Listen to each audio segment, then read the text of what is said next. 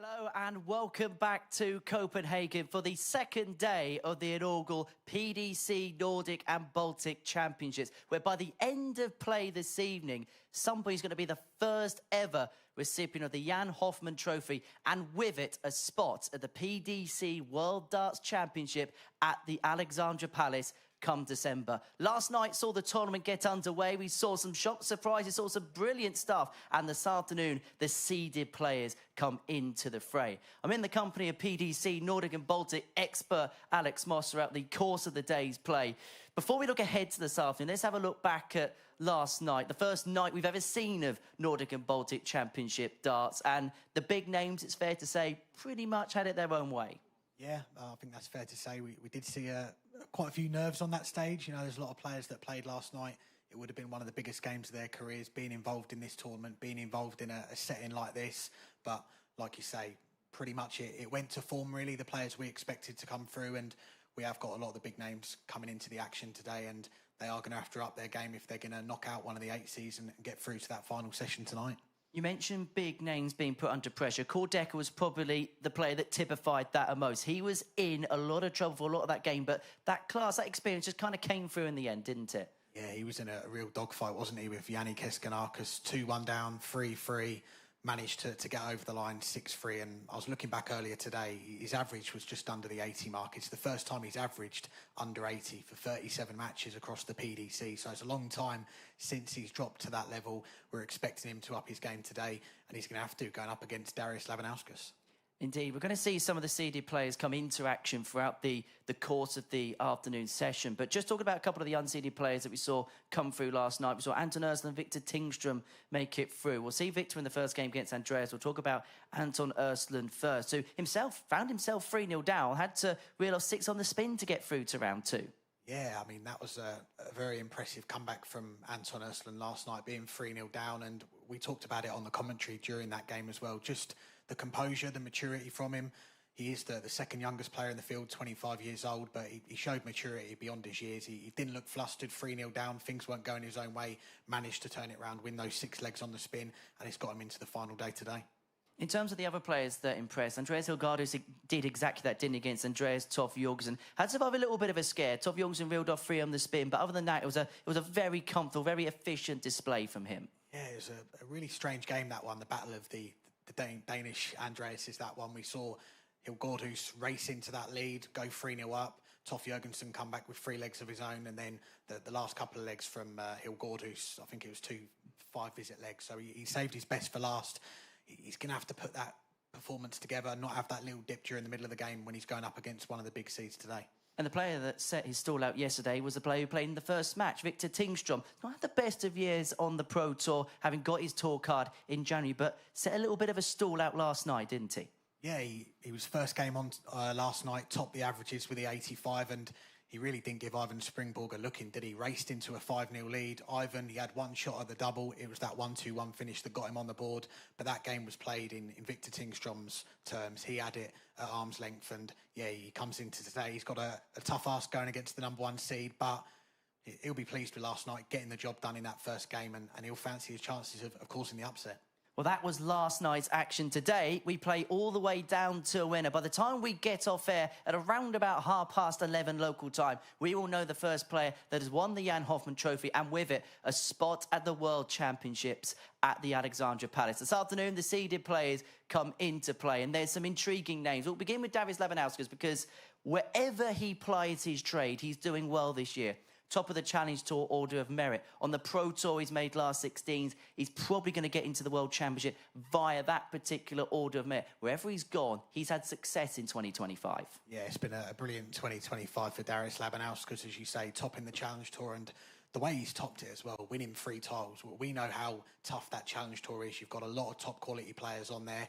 He's topping it at the minute, and he goes into that final weekend in a few weeks' time in such a great position. I think he's got around £2,000 lead on the top 2, so looking very good to get that tour card back. And he's not had that tour card for a couple of years, so it's been a great comeback for him in 2025.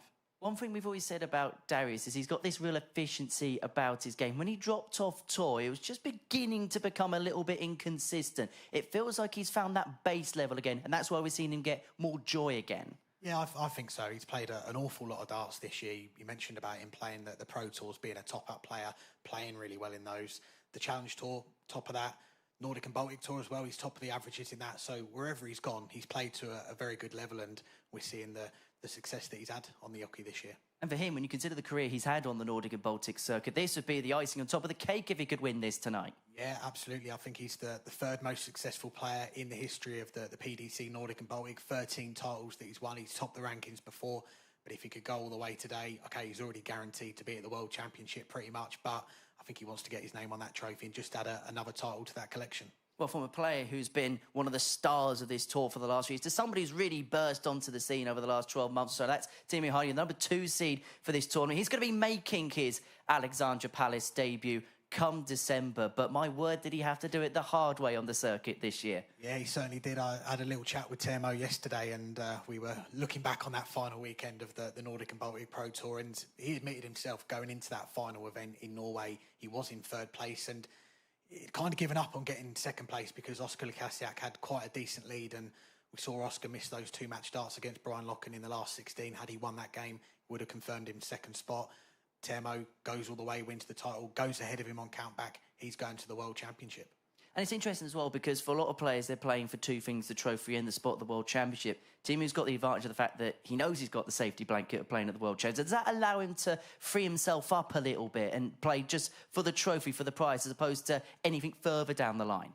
Yeah, I think so. Obviously, as you say, for a lot of these players, there is 2 things to go for. There's the title itself and there's the World Championship. And we know how big the World Championship is. It doesn't get any bigger. £1 million for the winner this year. It is the biggest tournament in darts. For a lot of these players, they wouldn't have been at the World Championship before. So coming into today, they know 4 wins and they're going to be going to Ali Pali. So there's a lot of pressure on the line for Teemu. He knows he's going to be there. He's just got to focus on the title and trying to get over the line today. As you mentioned, it was Oskar Lukasiak who was the player that missed out in the end. How is he going to go into this? Because he knows that he could have been at the World Championships. He's got a chance to qualify for the World Championship. But there's a little bit of pressure on his shoulders perhaps this weekend? Yeah, and obviously more pressure because last night we started the show and I predicted him to win the title. So there's a little bit of added pressure there. But I think Oscar's coming into this weekend. He didn't play on the Pro Tour this week, so he decided to have a clear week, focus on this tournament. He knows how important this weekend is for him. And yeah, I've tipped him to win the title. He did finish 3rd, just missed out on 2nd.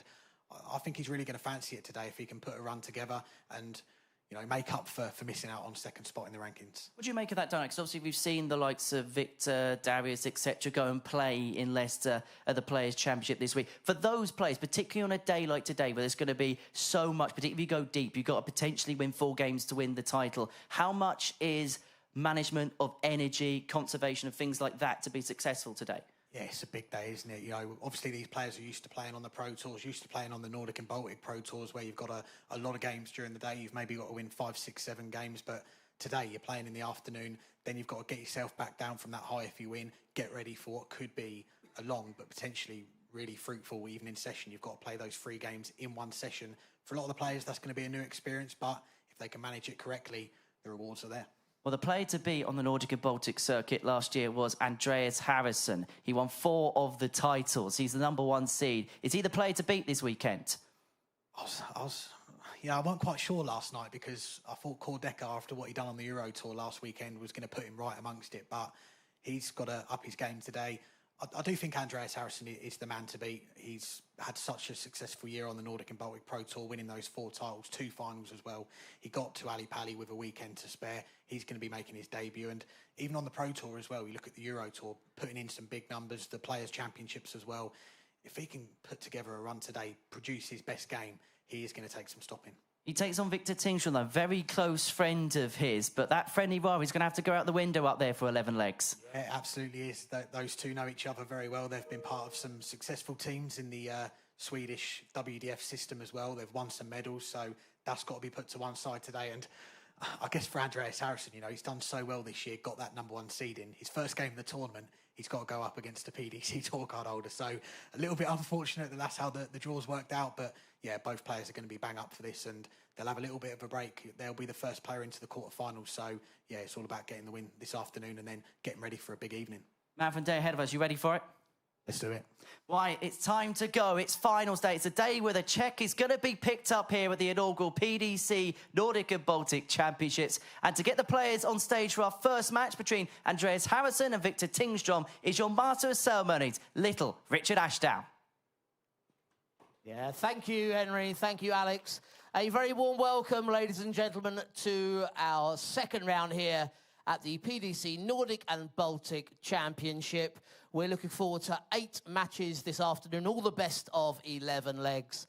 And our first match features a nation that we're going to see quite a lot of this afternoon, Sweden, going head-to-head. And each of our players this afternoon, of course, all hoping to be lifting the wonderful Jan Hoffman Trophy later tonight. Let's welcome our very first player to the stage. He's a current PDC Tour card holder, a semi-finalist on the Nordic and Baltic Tour this year, Victor Tingström.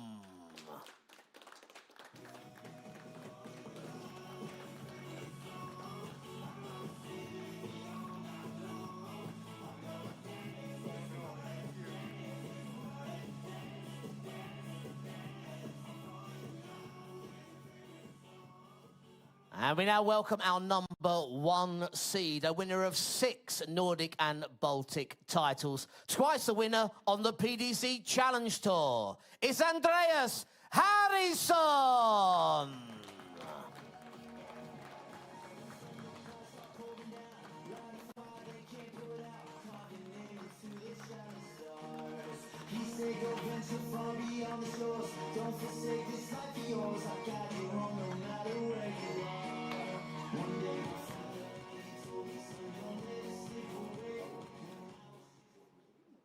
Well, we kick off the second round here in Copenhagen with perhaps the tie of the second round as Andreas Harrysson takes on Victor Tingström. Andreas, the number 1 seed for this tournament, having won most events of any player on the circuit this season. 4 times a winner on that particular tour in 2025. Up against Victor Tingström, who we saw open up the show yesterday and opened up the show quite impressively. Got the better of even Springborg Poulsen by 6 legs to 1, average of 85.5. His finishing was decent enough.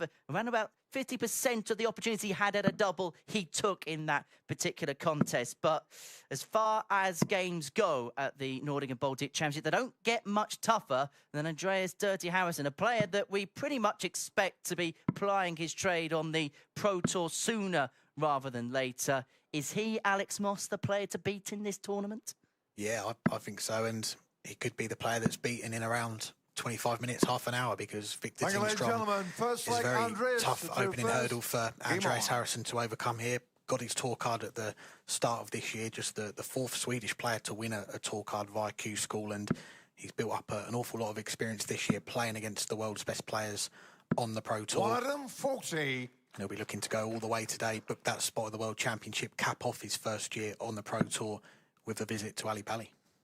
Looked rather assured yesterday on the stage, did Victor Tingström. 140. I get the sense that because these two know each other very well, they spend a lot of time together, practice with one another, there's not going to be any secrets about this particular game. They'll know exactly how each other play. And so far, this has been a trade-off of 140s in this opening leg. Yeah, they'll know each other's games inside out. They'll know they'll both have to produce some of their best stuff, and that is some of the best stuff from Victor Tingström. The first maximum on this finals day goes to the Tingström.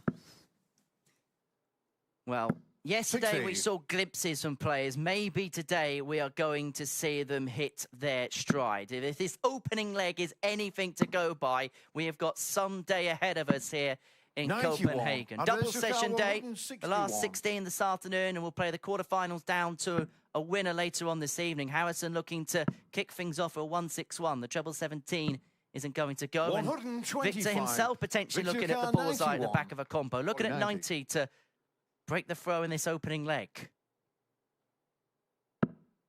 Starts on the 20s, double 15, 2 darts in hand, only needs the 1. And it is a breaker throw for Victor Tingström. 11 dart leg to kick off this finals day. The perfect start for the youngest player in this field. He's broken the number 1 seed in the opening leg. And he was forced to take it out as well because Andreas 59. Harrysson was sat waiting on 36 to get himself up and running. And Andreas Harrysson loves double 18. It's his favourite double on the board. He's hit it for 9 darts. He's hit it to win big titles. And that is Andreas Harrisson's first max of the game. Yeah, great response from Andreas Harrysson after being broken in the opening leg. Punishes that opening visit. 134. A 59 from Tingström, but a good response there from the man who's now calling himself the Viking. Used to be the Belkin boy. 100. Well, first things first, Andreas Harrysson has seen sense and sensibility as to what you do after hitting a 180 with your first visit at the leg. No free treble 19 shenanigans after a 180 with visit number 43. 1. It would have been great to see, but yeah, I think there's too much on the line today, isn't there? Yes, Andreas Harrysson is going to be going to Ali Pali, but like all the players that have got their spot at that World Championship already, so much still to play for today, wanting to get their hands on that Jan Hoffmann trophy, be the first name on it. It's such a special thing to have, and for one of these players, they are going to be doing that this evening. 87. Well, the treble right now Andreas for Andreas Harrysson Harrysson is an absolute magnet. Every single visit in this game, he has found at least a power treble. And that trend's going to continue here. He's got 6 on this 151 to level his game back 93. up at 1 apiece. We said at the top of the programme that potentially the best game this afternoon may well be the first game. And so far, these two are living up to the billing. Harrysson having 96. been broken Andreas in 11, 58. he's looking to break back potentially in 14 here. Won't be able to go for his favourite double 18. It will be 2 darts at double top, 1 at double 10. 48. Goes inside with both darts. 82. And Tingström with a chance to hold here, double his lead.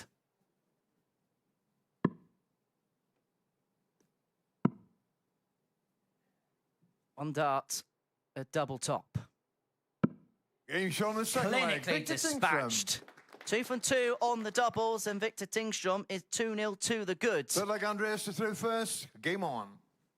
Andreas Harrysson, averaging 106 after a couple of legs, has left himself on a double in proficient range and is getting absolutely no change. 140. No, he's not. And Victor Tingström doing what he did last night. He raced into that 5-0 lead against Ivan Springborg.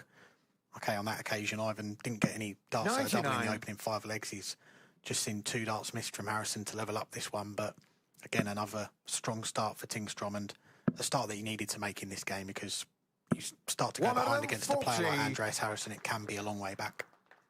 Andreas just has to hang in there and hope that his scoring prowess, which we know he can keep at this kind of level for elongated amounts 96. of time, is just a little bit too much for Victor, and there'll just be a drop-off at some point, because it doesn't look like there's going to be a drop-off from this Swede. Absolutely not. And Harrysson, he does hold the record average in the PDC Nordic and Baltic Tour that has been recorded, 107.80. That was on the Pro Tour last year. Posted the 3rd highest in history earlier this 96. year with a 103.66. But at the moment, in this losing effort, as things stand, he could be breaking that record. Double 18. 85. For 1-2-1 checkout. He's left himself for the 2nd consecutive leg on throw on double 18 after 12. Didn't get a look in the 56. first leg of the contest. Andreas 36. He's going to have time on his side in leg 3. Game shown the 13 third darter. leg. Andreas Harrysson. Andreas Harrysson is on the board. Fourth leg, Quality Victor to throw contest so first. Game far. on. Harrysson averaging in excess of 109. Tingström just under the ton mark, but Victor, having got the break in leg 1, is looking to cash it in here in leg 59. 4 to move himself halfway towards the quarterfinals later on this evening. Yeah, Harrysson on the board. He won't be flustered yet. 2-0 down. Like we 140. spoke about on the programme last night. The first to 6 legs, best of 11. It is a longer format where you can lose the opening couple of legs and it's not quite panic stations 96. yet. And that's exactly what we've seen with Andreas Harrysson here, picking up that 3rd leg on throw, halving the deficit, but he knows he's going to have to break Tingström if he is going to win this match. 140. That is Andreas Harrisson's 8th score of 140 or more in this contest. And we are only in leg 4 of it. Yeah, 99. Someone that we've become associated with the big averages, haven't we, Andreas Harrysson? You look at when he's made appearances on the Players' Championship circuit this year. 110, 106 averages on the Euro Tour. He's had a 106 this year as well. When he gets hot, he gets really hot. He can post those big numbers, and we're seeing that in the early stages here this afternoon. Well, if you're Victor Tingström, you know you're in trouble when your opponent just keeps leaving 121 after 9 darts. It's the second consecutive leg that Andreas Harrisson's done that. Trouble 17 for the ball. He hits the 25. 164. And Tingström here is in a position where he feels like he's going to have to take out things like this. And the 164 isn't going to go. And so Harrysson looking at 25 to 82. claw back a 2-leg deficit in this contest.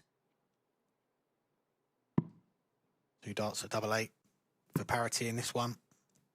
Over to double 4. 17. Just outside. So again, this is an 82, which we saw Tingström take out earlier. Cleaned it up on tops with the last dart. You feel like this has got to go again. Well, that's the key, isn't it? When you're playing someone like Harrysson, who's playing like he is, it's this kind of combination finishing which has to be on 62. point. But for once, he's missed a dart at a double. Tops goes low, and so Harrysson looking at double 4, just next door to his favourite double 18. Now chasing 2s. Game shot on the 4th leg. And finds double 2. Harrysson. And is back on terms at 2 apiece. 5th leg, Andreas to through first. Game on. Might just have been 1 dart at tops for Tingström to go 3-1 up, but he may well sense that that was a big opportunity miss when you consider the way that Andreas, in particular, 100. is scoring right now. Yeah, it's frightening stuff from the man I'm calling the Swedish beard to be feared. I spoke to him a few weeks ago. He was talking through his beard care routine. And 99. it was a story that was picked up by the national press back home in the UK. I think it was a bit of a slow news day, but I think a lot of people were excited to see Andreas Harrysson play on that Ali Pali stage in a few months' time. Probably someone that we expected to be there before, but he's done the business this year, winning those 4 titles. He's qualified comfortably, and he's going to be a threat, I think, in that first round, a player that no one's going to want to draw, even the top seeds in the tournament. Well, Andreas Harrysson has the opportunity to do something absolutely hilarious at Alexandra Palace by putting a Santa hat on, a Santa costume on the walkway. 60. Yeah, maybe if he draws Peter Wright can come out as the Grinch again, and Andreas can come out as Santa Claus. All joking aside, he's a player, Andreas Harrysson, that nobody amongst the seas will want to draw 74. In the first round, particularly if he's going to play like this. And as we said earlier, this ain't just a 4 or 5 leg burst. He can do this over an elongated period of time. We've seen it before, whether it be on the Nordic and Baltic Tour, whether it be on the Pro Tour, whether it be in other setups and organisations. Yeah, his A game is right up there, and I'd probably put it as the best in this field on the Nordic and Baltic Pro Tour. It's just about producing it more regularly. And if you can do that, you expect to see him on the Pro Tour sooner rather than later with a tour card. Well, to edge in front for the first time in this contest. He's not going to find the 116. And so Tingström, despite the brilliance of Andreas so far in this contest, could continue to keep him at bay if he can find this 130. Missed wide with the first dart, meaning that the opportunity to finish was very quickly taken away from him. And so 56. Harrysson here looking at 56 to go in front for the first time in this match. Double top it is. Whistles it underneath. And Andreas Harrysson has his nose in front. 2-0 behind, he leads 3-2. 3 legs on the spin for the number 1 seed. A little bit surprised he didn't go 20 double 18 there. But he finds the tops with the last start, 100. Takes the lead for the first time, and Tingström now, you feel under pressure here. If he gets broken here, it could be the beginning of the end for him. 140. The problem Victor's got is these 1 treble visits have got to turn into 2 treble visits just to keep pace with Dirty Harrysson right now. Now that first start was that perfect. 40. And that 140 just keeps him ticking along on throw. And that's the other problem that Victor's got. His own darts. He should get down to a finish first in this leg. And again, it's another 2 treble visits, starting to find that power scoring again. Harrysson needs at least 1 treble himself to get down to a finish. 60. Can't find one, so 121. a bit of breathing space for Victor in this leg. 6 darts at 1-2-1. Didn't have to chase around, isn't going to chase 81. around. He's just going to leave himself on tops after 12 to get back level at 3 apiece. But the problem is, he is going to have to do, we spoke about it yesterday, he's going to have to hold in 15, break control. He's going to get any headroom facing Andreas Harrysson in this kind of mood. And if he doesn't take out the tops, he was under pressure. A little bit like the opening leg of the contest. Andreas tapped him on the shoulder, but Victor had the answers. That's a 13-dart leg. And we're back level at 3 apiece. And what a contest this is. Yeah, keep it coming if this is a sign of things to come. 40. We're in for quite the day of darts today. 15 games we're going to be watching this afternoon, this evening. And these two have got this final day off to a flyer. 93. 3 legs apiece. Couldn't really call who's going to win this one at the moment because Tingström is putting together some brilliant legs of his own. 140. Once again, another big score from Harrysson on throw. That is his 14th score of 140 or more in this match. He's scoring 125. like a dream. That is frightening stuff from the #1 seed, but it's scoring that you expect, don't you, given how successful he's been this year. 100. Well, I say 140 or more. That's only with the one maximum in there. So he's just constantly piling in 2 treble turn after 2 treble turn. And look what he's left himself on again. For the 4th time in this game, he's on 1-2-1 or fewer after 9 darts. 137. Andreas, 121. Good find with the last start for Tingström. Gets him down to a finish as well. So Harrysson having to go for the ball there. Going treble 85. 17. Victor Cleans it up again. 146. Leaves the double 18. This 146 for Tingström. What a shot this would be. Needed 2 treble 19s. So Harrysson at his favourite double 18. 46. To regain Andreas, the lead. 36. Well, it's been a really good leg from Victor, but the way Andreas is playing, he's made leaving a ton after 12 look rather mediocre. Double 9. Sees him in front Game shot 4-3. with 7th leg. Andreas Harrysson. Saw the reaction there Hey, from thank Victor Andreas first. as well. The Game fist on. pump. Not someone that shows a great deal of emotion on the hockey, but pinning that double 9 with the last dart, he knows how important that was. 96. Victor Tingström has to believe that Andreas Harrisson's going to drop off. But I think he knows in the back of his mind he's not going to. Max of the match. And now Tingström's throw is under all sorts of bother. 99. Well, he said, is he going to be the man to beat? He's putting in a performance befitting of the favourites tag in this 100. competition. And Victor Tingström, who, when you look at the list of players, was one that we thought could have a very deep run here. He's playing well, but 59. Andreas Harrisson's making him look rather ordinary right now. Yeah, this is a performance you'd expect from a #1 seed to kick off their tournament. Averaging 60. just under 103 at the moment, and he's a player that we've seen on the Nordic and Baltic Pro Tour this year. When it's got to the finish line, he's not just crawled over the line and thrown a 6-7 visit 99. leg. He's been Andreas putting in Jönsson 4 visit, 5 visit 61. legs, and once again, down to a finish after 9 darts. Well, the only thing he hasn't had in this game is a ton plus checkout, and he's not going to find one with 161. 65. But Victor Tingström is being 48. forced to take this out. Harrysson on 96 after 12 against the throw. And he's going to get a look at it to move one away and, importantly, have the darts in the net 39. to Andreas get his 96. campaign up and running. Got a beautiful guide there for the treble. Stays there, looks at double 8. And gets Getting double shot 8. on the eighth What a leg. crisp, Andreas clean Harrysson. finish. And Andreas Harrysson is on the hill. He's one away from a spot 9th in the leg, Andreas to through quarterfinals. first. Game on. Harrysson, he's won 5 of the last 6 legs since going 2-0 down. He's on the verge of a place in the quarterfinals, the first player through to the quarterfinals this evening, 100. and that final session.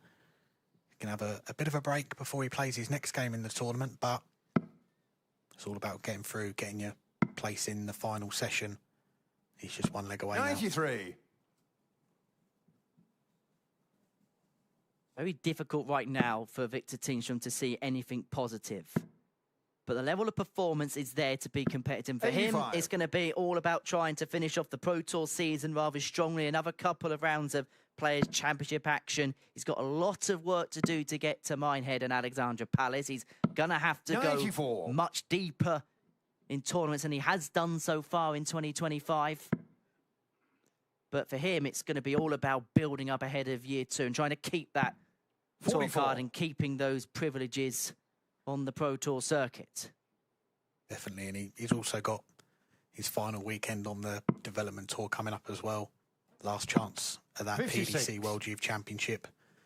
But he has shown this year the quality that he's got. You go back to Q School when he won his tour card on the first day of the final stage. He posted 3 ton-plus finishes in a row, beat Jimmy Vansky with a 1-2-9 finish to win his 85. tour card. So the quality there is there, the potential is there to be one of the top players in the Nordic and Baltic region.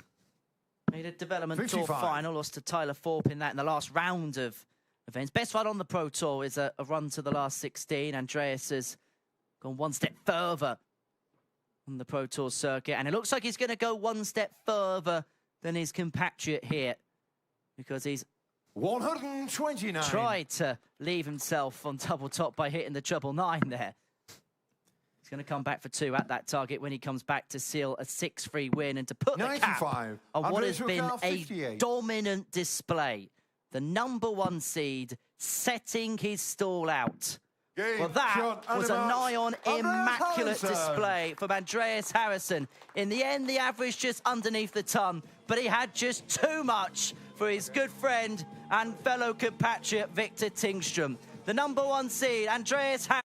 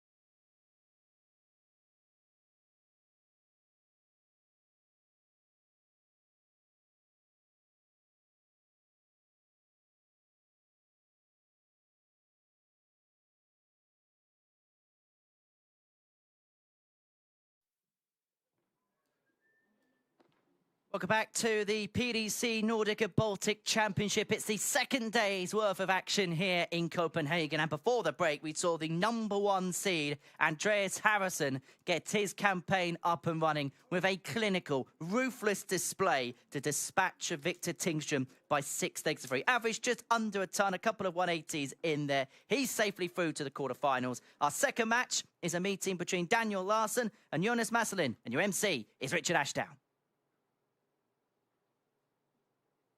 Well, we move swiftly on to match number 2 this afternoon at the Nordic and Baltic Championship. And welcome to the stage a winner on the Nordic and Baltic Tour this year. He's from Finland, Jonas Masalin.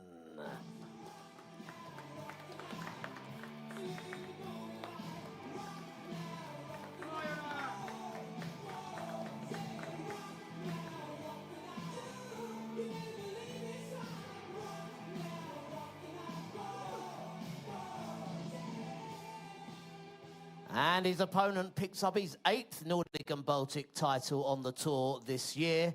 a 7-time World Cup of Darts representative for Sweden, Daniel Larsson.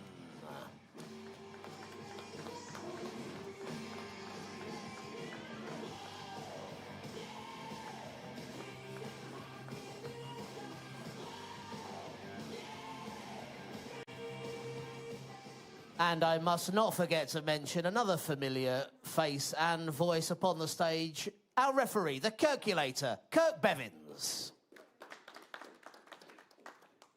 Kirk Bevins presides over game 2 of the afternoon session and a meeting between Daniel Larsson and Jonas Masalin. Daniel, one of the stalwarts of the Nordic and Baltic circuit over the last decade or so, now 44 years of age, from Uppsala in Sweden, won event 9 on the PDC Nordic and Baltic circuit back in July, where he beat fellow Swede Edwin Torbjörnsson in a last leg decider 6-5 in Slangrup in Denmark. Up against Jonas Masalin, who we saw finish up the show last night, got the better of Edgar Znutins by 6 legs to 4. Average of 81.22, but it was his scoring power that really gave him more opportunities against Edgar. Had a first 9 average of just under 93. He's probably going to have to play around that mark if he's going to get the better of Daniel Larsson, who is a man, Alex Moss, that is just known for his consistency and in terms of his finishing, his laser-like execution. Definitely, yeah. And you mentioned the first 9 average of Jonas Masalin last night. Daniel Larsson, he has got the highest first 9 average on the Nordic and Baltic Pro Tour this year, 98.29. So we look at the players like we've just seen Andreas Harrysson, the prolific scoring from him. Daniel Larsson was top of that list throughout the whole season. So that shows you the scoring power he's got. And like you say, Jonas Masalin, he's going to have to find those numbers potentially if he's going to knock out the number 8 seed. 55. Well, if Daniel Larsson was to go on and lift the title a little bit later on this evening, he would seal a 5th PDC World Championship appearance 3 years after his last, 82. back in 2023, where he lost to Adrian Lewis by 3-0 in what would be Jackpot's, to date, last World Championship appearance. Wow. 99. Claim to fame, isn't it? When you look at the career that Adrian Lewis has had in the game. Back-to-back world titles. Such a talented player. We'd love to see him come back one day, playing on those stages like Ali Pali. But for these two players, that opportunity this year, they can see it, they can taste it, they know. 4 wins today, and they'll be going 83 to the World Championship in December. And for Jonas Masalin, it would be a debut for him.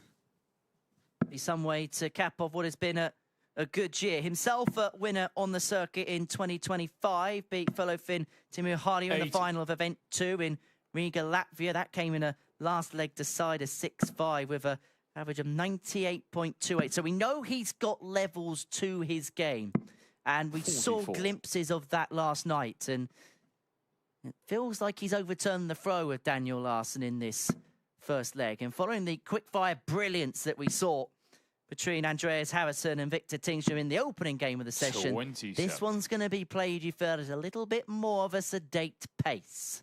Yeah, it looks like that at the moment. And just going back to that game last night, Jonas Masalin against Edgar Znutins, the final game of the session, it was a long wait for them to get up on that stage. And it was a game that you felt that Masalin, yes, he was the favourite, he was the number 9 seed, but didn't feel like he really had control of it until the very end when that final dart went in, because we did see Znutins have darts to force a last leg decider. So Larsson looking at 1-3-5, and Jonas, who a couple of visits ago looked in control of this leg, because given that ascendancy back to his Swedish 95. opponent. And Larsson, by finding the treble there of his last dart, has left himself on tops when he comes back. Yeah, he's tidied it up nicely there after straying into the treble 5. We'll come back with 3 clear darts at tops. 140. But there's a bit of pressure on his shoulders now with that 140 from Masalin. He's going to have to readjust here. Double 16. And he's given Jonas a couple of opportunities to break in this opening leg. And it's going to be 2 at double 16. He only needs the 1. Jonas Masalin. I would say that's a bit of a pinch, but it was a leg that midway through is in control of anyway. Game on. But any which way, Masalin has got the break, a break that he needs at some point to win this contest, and he finds himself 1-0 to the goods. Yep, he'll certainly take it. A 20-dart opening leg. He wouldn't have expected to break Daniel Larsson with that many darts in the opening leg, but that's what has transpired, and it's given him the early advantage in this last 16 tie, and 60. the winner to play Andreas Harrysson in the quarterfinals tonight. You look at his game against Edgar Znutins. Edgar got off to a really good start, hit a 180, won the first leg in efficient enough time. 100. And it was a contest, wasn't it, between the pair that was very much nip and tuck from first dart right into the very end. Edgar Znutins missed 4 darts to lead the game 5-4. Jonas 81. Masalin reeled off a spell in the end where he picked up 4 of the last 5 legs, and that was it, game over. And into the quarterfinals he would go. 60. Yeah, he was really up against it last night against Edgar Znutins, who was quite impressive, really. The 24th seed, the last player to qualify for this tournament, really put it up against a player that's won a title on the Nordic and Baltic Pro Tour this year. So, 41. again, it goes to show the pool of players, the talent of players in the Nordic and Baltic region. We're seeing players lower down the rankings. They can, on their day, push these players, and we've seen it throughout the season. They can beat these top players as well. 100. Comes down to 3 words, doesn't it? Strength in depth. Well, Masalin down to a finish first in this leg, but he's almost going to be on a finish there himself. 141. Daniel Larsson needed a maximum. So it will be 6 darts at least for Masalin to double his advantage. He's not going to find the treble 19, but he's got 89. plenty of time and plenty of space. And when he comes back, he's going to leave himself on a single to double his lead. Daniel not really got out the traps as of yet. 99. Been very Guarantee require stop-starts 52. for the Swede. But Masalin here, looking at 52 to go 2 to the good. And 2 in hand at double 16. Got a beautiful guy. Can he just kiss that off the barrel? That was what he's trying to do, but Daniel, you require both of them kiss the wire, 120. neither find a way through. And so Larsson here, looking to climb the ladder to get back level. That's awkward. Now, maybe the odd modern-day player may have contemplated the idea of bull there, but Daniel Larsson is somebody who plays the game rather conventionally. Yeah, he plays his own game, and 2 balls it is a flashy way to take out 100 with 2 darts, but if you block that treble with the first dart, then it is an option, and we have seen players go for it in the past 16. and be successful Daniel, as you well. require 60. But he's going to come back at this 60 here. Masalin missing chances to double his lead. And Larsson looking to pick his pocket and break straight back. Well, that is incredibly awkward. The first dart meant that he covered a lot of the bed. The second dart meant that he blocked all of the bed, and then couldn't find the tops with dart 3. And so Masalin back for double 8 for 2 zip.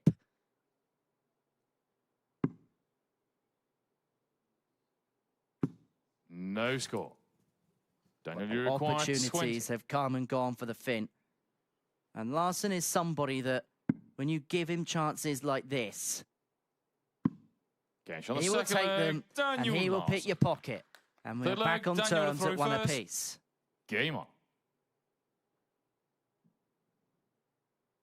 Contrast to that opening game where both players were averaging in the high 90s. Andreas Harrysson for quite a 100. period of that game averaging in 3 figures. These 2 players currently in the mid-60s. We know they can both play a lot better than that. But we are level after 2 legs, and I think both players will feel if they can get through the gears, 42. they can get a real grip of this game. But at the moment, no one seems to be getting a hold of the game at the moment. Yeah, I think this is what they call a bit of a slow burner so far. 123.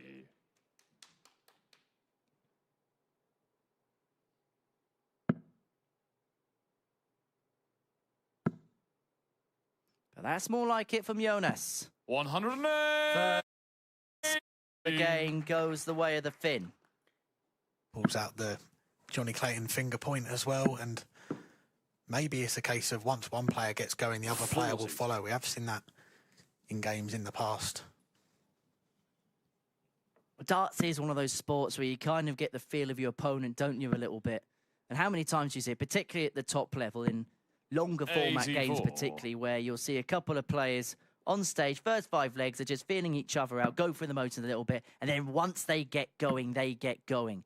You kind of almost follow what your opponent does. 140.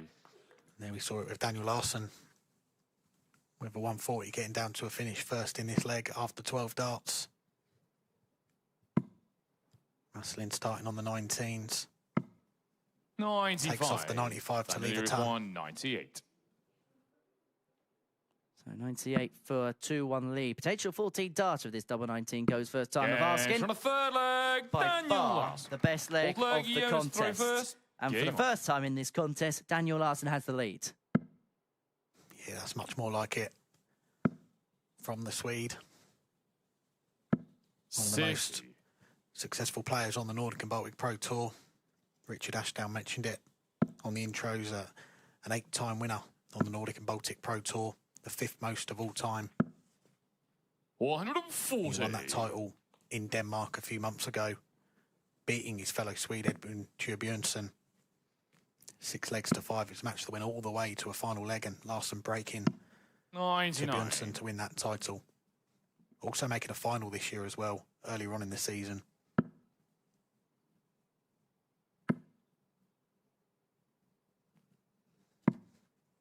Just beginning to step it up a little bit here. Has had a tour card for a couple of seasons. That was during the COVID years of 2020 and 2021, because it wasn't really able to make the kind of dent on the circuit that 140. perhaps he would have liked, and has been unsuccessful in his attempts to gain it back since. But that first die is just hitting a little bit nicer now.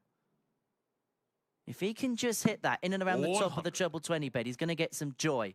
But he's had a few, hasn't he, which have been just a little bit wayward of the target, a little bit too high and a little bit too low for him to really utilise as a guide.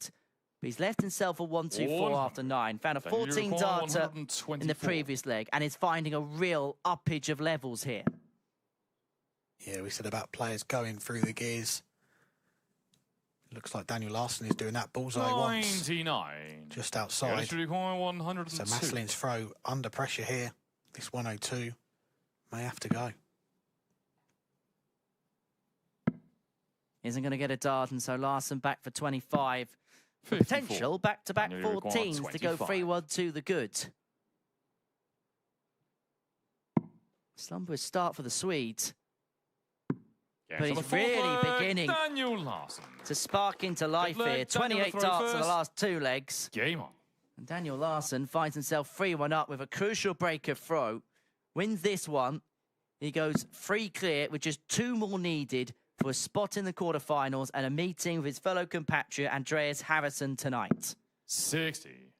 Yeah, we talk about dark horses in this tournament. Daniel Larsson probably in that category as well, qualifying as the number 8 seed, but on his day he's a player that can do some real damage, and he has beaten Andreas Harrysson on the tour this year. As you mentioned, he did have that tour card. Kind of feel a little bit for players outside the UK when they had a tour card during the pandemic with all the travelling, the restrictions that were going on at that time. You feel like if he was to get a tour card again with the no restrictions anymore, he'd give a better account of himself. So hopefully maybe one day we'll see him go back to Q School and try and get that tour card back. 100. Well, I've spoken to tour card holders based in the UK during that time, and they said how bad it was for them, let alone people that had to travel here, there, everywhere, spend a lot of time in quarantine, in hotels, not able to leave rooms, having to get certain certification to leave one country to get into another country. And playing this sport at the highest level is tough enough without any hurdles in the way. 121. Let alone when you have barriers like that. Yeah, the player that springs to mind for me is Jeff Smith. When he had his tour card at that period, it was amazing, really, the hurdles that he overcome to continue playing on the tour during that time. Well, it brings that question, doesn't it, whether you make the decision to maybe relocate to the United Kingdom or maybe somewhere in mainland Europe like Germany and the Netherlands 58. to try and residualise the travelling time and make life a little bit easier for yourself on tour. Whether you enjoy life at home so much that you're willing to take that sacrifice of spending a lot of time travelling 57. to get to Yeah, it should be tournaments. And it's a conundrum that a lot of players, and particularly in this region, have to come up with. Yeah, they definitely do. Well, Masalin in this leg. Chance to break Larsson straight back here. Stop this run of legs from the Swede. 53. We'll come back in a moment to have a go at that 84, but Larsson, again, that first dart sitting up lovely, follows it. 140. Well, a great visit Yeah, at the should require 140. 84. Taps him on the shoulder. Well, a major spear dart at the ball for Jonas Masalin. Sense he's gonna have to take. And he's missed the big number. And he knows that he's let Larsson in here. For a 3-leg buffer and needing just 2 quarterfinals. 27. Daniel requires 64. And these are the types of finishes, aren't they, that win matches. These types of combos where sometimes you may only get 1 dart at a double, but because Yeah, Larsson on the found the fifth double leg, 16 with dart Daniel 1, Larsson. he had 2 in hand at Fifth leg, double 8. Jonas, the He only 31st. needed the 1. Game on. And he now finds himself 2 away from a spot in the quarterfinals. Just that passage of play there does show the difference in experience as well, I'd say, because we saw Masalin 135. missed the big number, didn't get a shot at the ball, but the previous visit as well, straying into the treble 5, those extra 5 points, had that been a 20, would have left him a 79. He wouldn't have been going for a ball shot, he would have been going for a shot at top. So that those sort of moments in games can be the difference, and we saw it there. Daniel Larsson cleaning up that 64 in 2 darts, and he's built himself up a big lead here, looking to join 60. Andreas Harrysson in the quarterfinals tonight. Well, he's at this point where he's beginning to think that I may have my man. If I put my foot on the accelerator for another couple of minutes, I'll be out of here and I'll be into tonight. 97. And to be perfectly honest, a plethora of 1 treble visits is more than enough for Daniel right now. The impetus is on Jonas to find something a little bit more. And find something a little bit more he does, and he leaves himself on the big fish after just 9 darts on throat. Saying to Daniel Larsson, I'm still in this game, pal. 60. And it should require 170. We've not seen a 170 check out yet. This may not have to go, though, with Larsson not quite down to a finish yet, but Masalin looking to leave himself handy, and he does that. 134. 2 treble 19s to leave the double 18 when he comes back. Superb leg on throw on a double after 12. He's effectively 135. saying to Daniel Larsson, you had to win this 36. leg in 4 visits. Yeah, shot 6 That's a leg. 13 Jonas darter. Masalin. And Jonas Some flags, Daniel Masalin to is throw back first. in this Game on. contest. Just when it looked like Daniel Larsson was beginning to run away with it, he's back to within 2. But he has to, you feel, get a break in this one if he stands any chance. 93. Yeah, you feel like the breaker throw's got to come in this leg. If he goes 5-2 down, loses this leg, it is a long way back. We have seen Daniel Larsson reel off 4 legs on the spin in this match. But to do it 89. from 5-2 down to win 6-5 would be a tall order for the Finn. One of 3 Finns in the lineup for this last 16, the final day. We're also going to see Marko Kantele, 83. Teemu Harju in action later on this afternoon. Those 2 players among the seeds in this competition. And these 3 Finnish players, all title winners on the Nordic and Baltic Pro Tour this year as well. 140.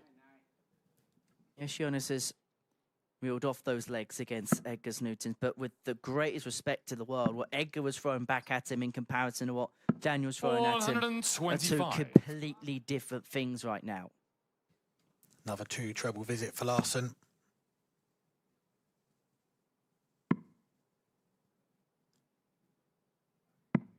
$28.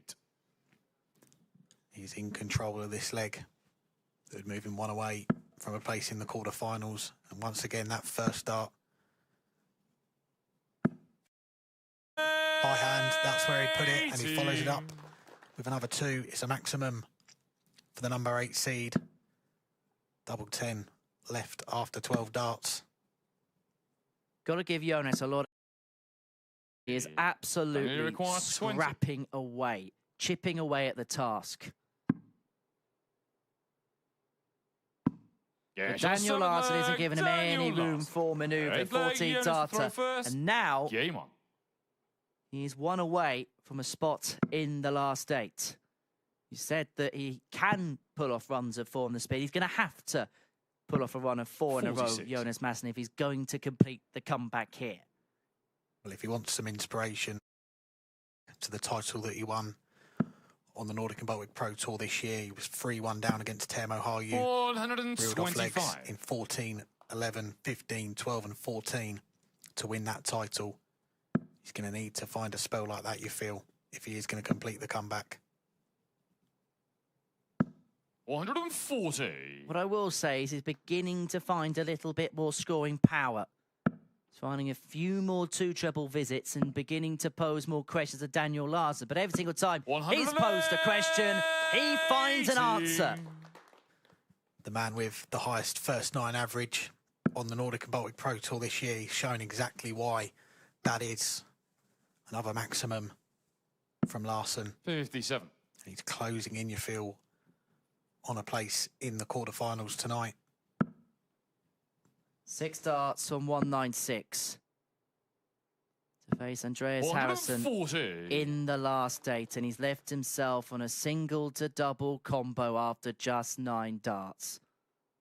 It was a slow start for Daniel Larsson, but ever since leg 3 and that 14 darter, he's just had too much 100. for his Finnish And you opponent. require And this 56. could be the finishing off of this contest. Jonas Masalin up since then. We've seen he has booked his spot in the quarterfinals. The match with Andreas Harrysson, a 6-2 win for Daniel Larsson. He is the second Swede through to the quarterfinals tonight.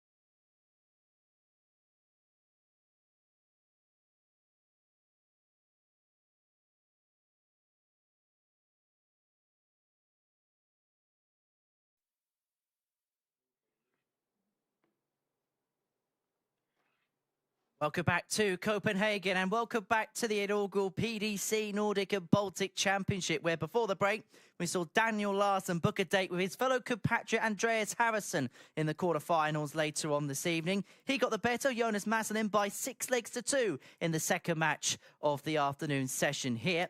We've got 5 more games to go in the afternoon, and we kick off with a meeting between another Finn and another Swede. Marko Kantele makes his bow on the PDC Nordic and Baltic Championship stage. The number 4 seed takes on Anton Östlund, who perhaps of the unseeded players this afternoon is perhaps one of the most dangerous in the draw. This could be a really good matchup, and to get the players onto the stage, here's Richard Ashdown. Well, ladies and gentlemen, we continue with the second round here at the PDC Nordic and Baltic Championship. We welcome first to the stage from Sweden, twice a qualifier on the European Tour. Welcome, Anton Östlund.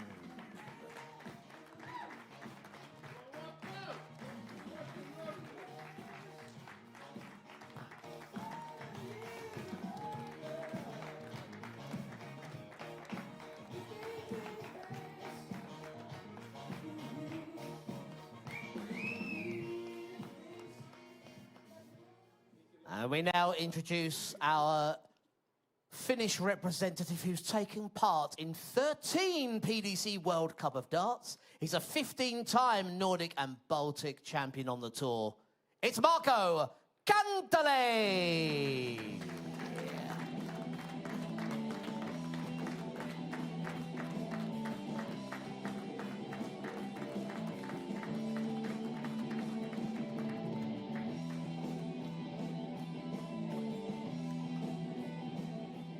It's Sweden versus Finland, and we have a Danish referee. Welcome, Christian Sorensen. Well, Marko Kantele is one of the best ever players to set foot on the PDC Nordic and Baltic circuit.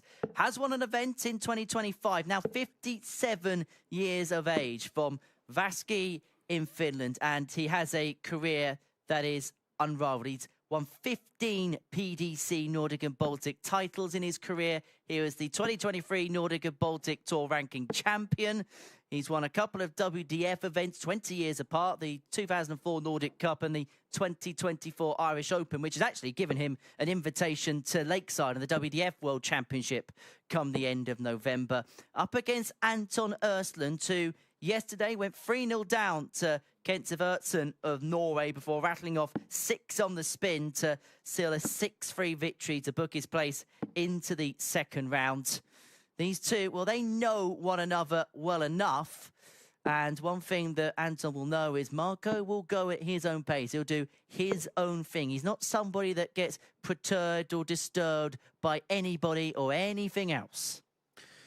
No, you're absolutely right. And we spoke about it last night, didn't we, whilst Anton Östlund was completing that comeback against Kentjur and Sivertsen. Those two played a very quick pace. They got on with the game very quickly, but we knew that coming into today and in the last 16, Marko Kantele, a player that does play with a more methodical style. It's served him very well, though, over the years, as you mentioned, some of the achievements that he's had 100 during his career. And for Anton Östlund, just got to play your own game, I'd say.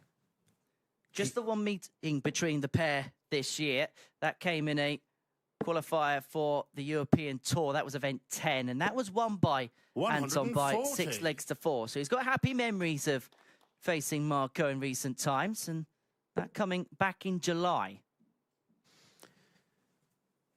So far today, we have seen the top seeds go through. 60. Andreas Harrysson and Daniel Larsson. Marko Kantele looking to continue that run going. He's qualified as the number 4 seed this year. As you mentioned, he has topped the rankings on the Nordic and Baltic Pro Tour in the past. 80.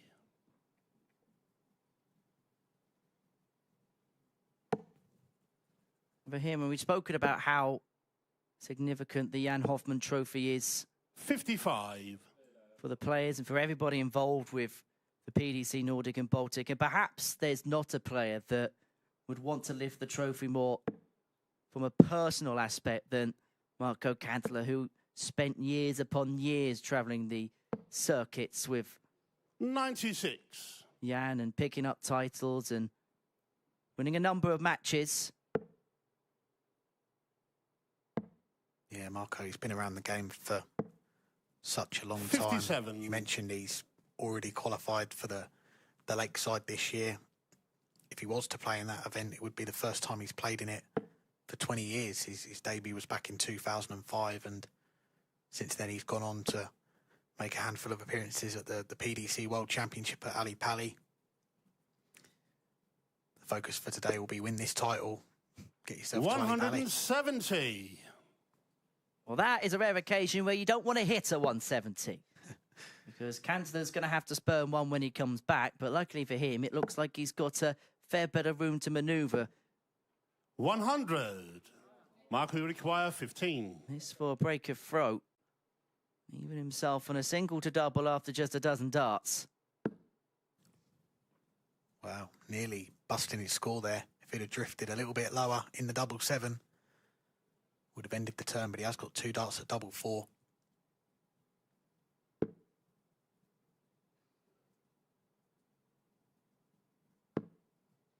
A couple of darts have come and gone. 129. Can Östlund win a leg on throw, which will feel very much like a break? Because if the truth be told, he's been a little bit of a passenger in leg 1. But he ain't going to find the treble 20, which would have afforded him a dart at the bullseye. 59. And so Kantele here for the break. Marko, you require full. He's looking down at double 2.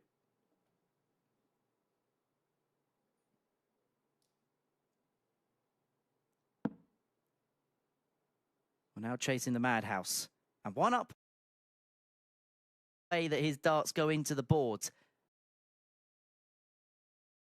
He drops it low, and Östlund here Anton, you require 70. has a real bona fide opportunity to win this opening leg. And this would be more relief than anything else if he was able to take out double 8. 50 full. Marko, you require full. Almost a rescue act there from Anton Östlund. Missing the double 8. Kantele coming back with another 3 darts to break in the opening leg.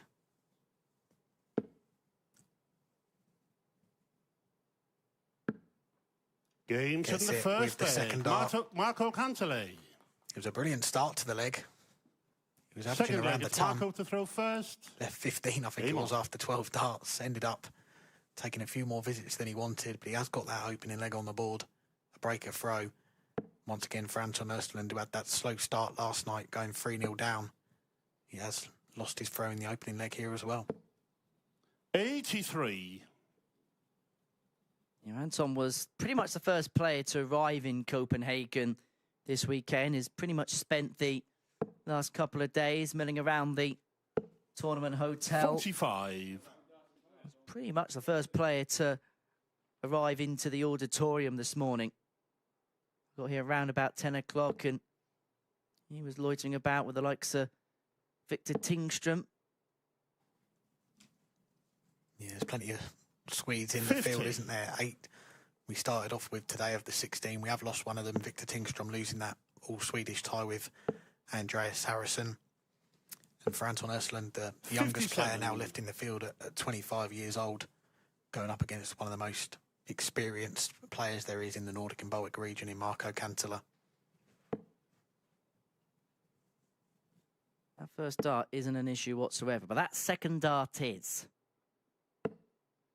100. He's somebody that's built up a game over the best part of 20 years or more, based upon sheer consistency. 1 treble visits. Ironic to be called what Anton Östlund's called. 1 ton, because that's what he does for a living, as Östlund piles in the game's first max. Yeah, you look at Kantele's career on the Nordic and Baltic Pro Tour, 15 titles. He's won a title 123. in 10 different seasons, going back to 2014 when he picked up his first one, picked up his 15th one this year. So it shows you the longevity that he's had in his career. 133. Marko, you Being such require a hard player 145. to get the better of. However, he's going to hang on to his throw here. He needed to take out the 1-4-5, and Östlund has an opportunity to break back straight away. Jekyll and Hyde the first couple of legs for the Swedes. 81. Could hardly hit anything in leg Anthony one. All of a sudden, he's require left himself on 86 after 12 in the second. But he's chased the trouble there because the guy with dart one was so good. He was looking for that to leave 7-7 and then Marko ignored requires 64. the possibility of leaving the bullseye by slipping low into the single number. And he has presented a gilt-edged chance here for Kantele to go 2 up. Maybe another one of those. Well, it's one dart at tops. Goes 24. just above. So Östlund, Antonio require 48. even in the early stages of this game, you feel like this 48 has got to go. 2 darts at tops. Goes low. 28. Big chance missed. Marko, you require 40. Anton Jönsson can't say he hasn't had his chances in this game so far.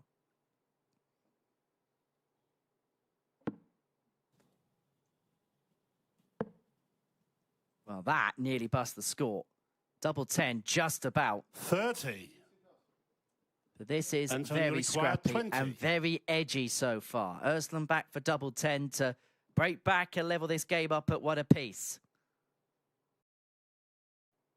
That's a useful guide. But cannot 10. find a way through. So Kantele back for Marko, double you 5 to require double 10. his advantage and to win a real scrappy leg. Bit like leg 1, where the scoring was okay, but the doubling has left a lot to be desired. Well, No he's score. threatened to bust his score a few times in this match, and he's Antonio finally done it. require 10. Hitting tops instead of double 5. And that is the target that Anton Östlund will be looking at now to level this last 16 tie. He's not going to go now. 6. Marko, you require 10. So double 5 again for Kantele.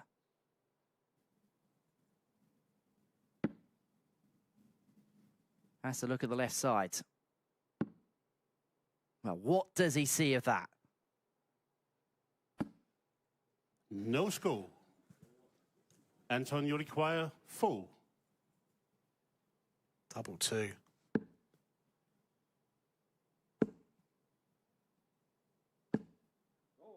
And he manages Game to from the squeeze it second in. leg. Anton Östlund. 27 dart breaker throw for Anton Third leg, it's Anton Östlund. to throw first. Game on. We spoke about it last night when he went 3-0 down in his first round game. Didn't show any signs of frustration, and 97. internally he's probably going to be frustrated with how this match has started. But he's not showing it on the outside. Pins that double 2 to break straight back. Well, it was a sluggish start in his game yesterday and found himself 3-0 down early on in his match against Sivertsen 100. of Norway. It was a scrappy leg, or a scrappy couple of legs that got him back into the contest before then finding stuff in 6-visit range 97. pretty much exclusively to get over the line in that contest. Marko Kantele, what will he be thinking? Because he has piled in some big scores. He's given himself lots of opportunities at the doubles, but 140. he'll feel he should be 2-0 up here. And that could be a big missed opportunity for him come the end of this game to really get a foothold of this game early on. 140. Because Jönsson's beginning to find the radar now. Leaving himself on a finish after 9. Just beginning to ask that question of Marko. And look, there's one player that isn't going to panic because he's missed a 43.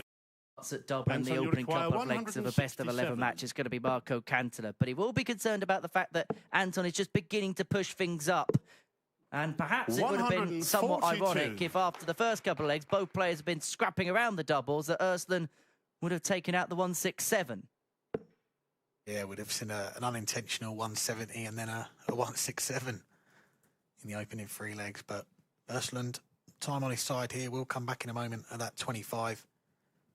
To go in front for the first 45. time, and Antonio for the requires first time, 25. Kantele not getting darts at 2 darts a double. 9. But for once, his Finnish opponent isn't there to pounce.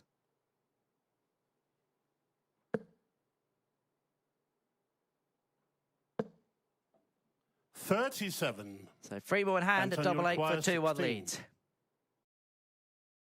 Into the the first third one. leg, Anton Östlund. It is a 2-1 lead for Anton Fourth leg, Östlund. it's Marko to throw first.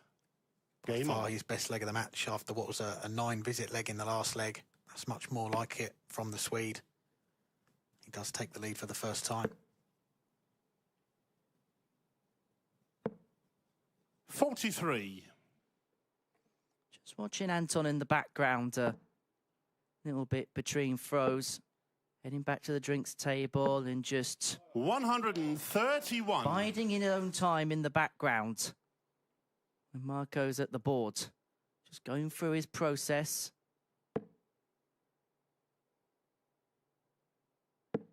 And patience is the key word when you're playing Marko. 85. Yeah, like you say, Kantele not going to change his style for anybody, whether he's playing a very quick player or a very slow player. He will 140. he'll play at his own pace. It's up to Anton Östlund to deal with it. Östlund's just beginning to up the level, where Marko's kind of cantering at where 100. he was over the course of the first couple of legs, and that right now is surplus to requirements. Yeah, we saw after the opening leg both players averaging 60. in the mid-60s. Östlund, as you can see there, his average has gone into the mid-70s, so a much better standard that he's produced over the last 2.5 legs, and he is down to that 170 after 9 darts. Yeah, last couple of legs he's left himself on something after 3 visits to the board. 78. And this one more Antonio require impactful because it's 170. against the throat, and Kantele's been able to do nothing against it. He went for the bullseye in the last 7. 98. He probably would have if he found the second triple 20 there, but we will never know. Well, hopefully he'll get another chance of that 170 at some point. Still yet to see one in this tournament, intentionally that is. Kantele in real danger 52. here of being Antonio broken. requires 72. Because Anton Östlund eyeing up this 72. Another one of those for tops. Well, having to readjust now, it will be double 16. Just outside. 40. Marko, you require 143. Well, this would be a real game changer. Doesn't feel likely that something like this is going to go in this game. And it's not going to go here. And so Östlund back for double 16 for a break of throw, which will see him go 40. 3-1 to the good. Anton, you require 32. And it would lead.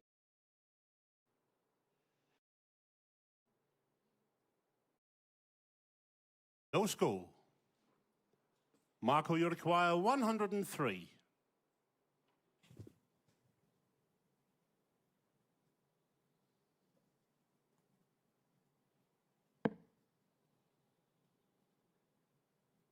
Well, that's a happy accident.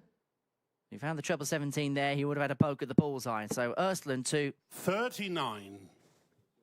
on the Anton, you southwest require side of the board 32. has had some real problems so far in this contest. Heads back there looking at double 16 again, and now double 8. This has been just as troublesome. But he's eventually been able to Game bail shot himself the out fourth on that leg. target. And he's Anton done so Östlund. again there. 3-1 to Anton Östlund. You see the reaction from Fifth leg, Anton it's there as Anton to well. throw first. Game on. Finding that double 8 with the last start. Knows how important that could be. Just gives him a little bit of daylight in this match. 3-1 up. When it looked like for all the world he was going to go 2-0 down. He's got to break 42. up. He'll have his tail up now as well, thinking, let's keep this going. Let's get this tricky customer, Marko Kantele, out of the tournament and get myself into that final session tonight. We talk so often about the great stuff, the big finishes that sometimes change the game, but sometimes 41. just as impactful is that real stodgy leg, which gives you a foothold in the contest. And for Anton Östlund, it was a 27 dart breaker throw that got him into the match. And from that point 100. onwards, he has been on top. Yeah, you wouldn't often say a 27 dart leg is a settler for a player, but the way the next couple of legs have gone, it does kind of feel that way, that just getting that first leg for Anton was a big thing after losing the opening one, and 100. he's kicked on since then.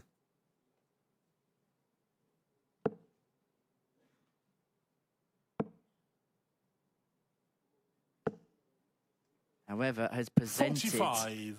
an opening to Marko Kantele against the throw with that visitor 45. Now that's not the worst first die. He can use as a guide to nestle a couple over the top. 95. Managed to find the one big treble there. Just edging in front in this leg, but back comes Östlund with a 140. 140. Not quite down to a finish. Kantele may look at the 19s here. 5 19s will leave that 170. There's 4 of them. Just strays 79. into the 3, doesn't leave a finish, so Östlund knows he's got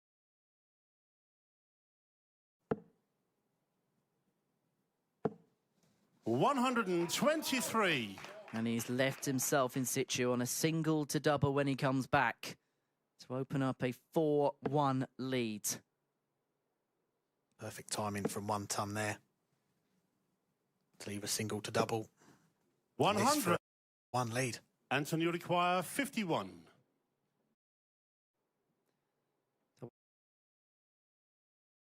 In the 5th leg, Anton Östlund.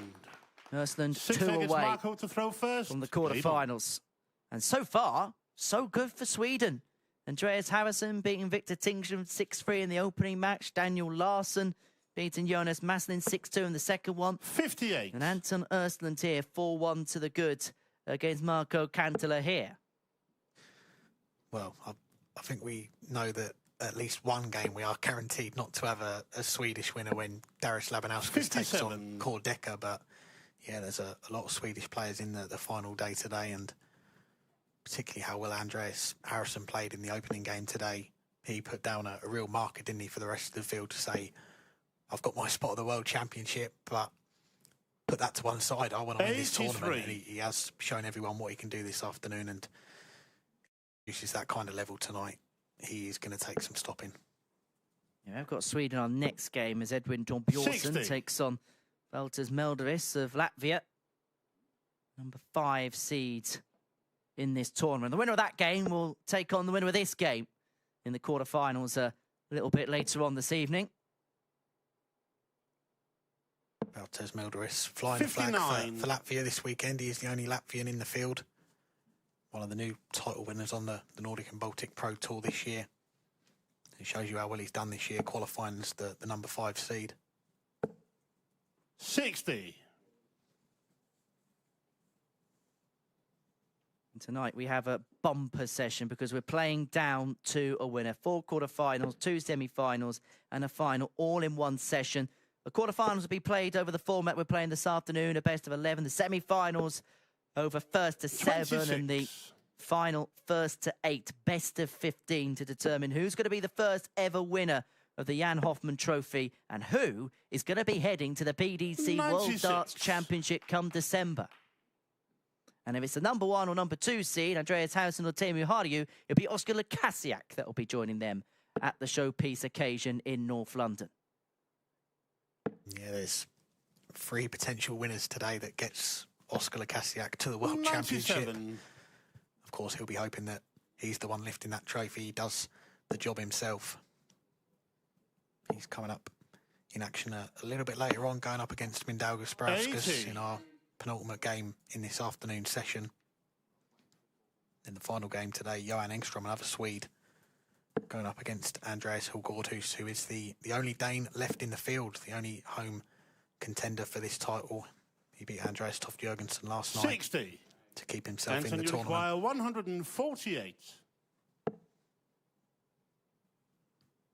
Jönsson able to find the 148. Kantele here only needs the 1 treble to 78. give himself a dart at a double. Marko, But you require 118. having picked off a treble with his last dart there, Anton's put himself in a really good position to get the double break.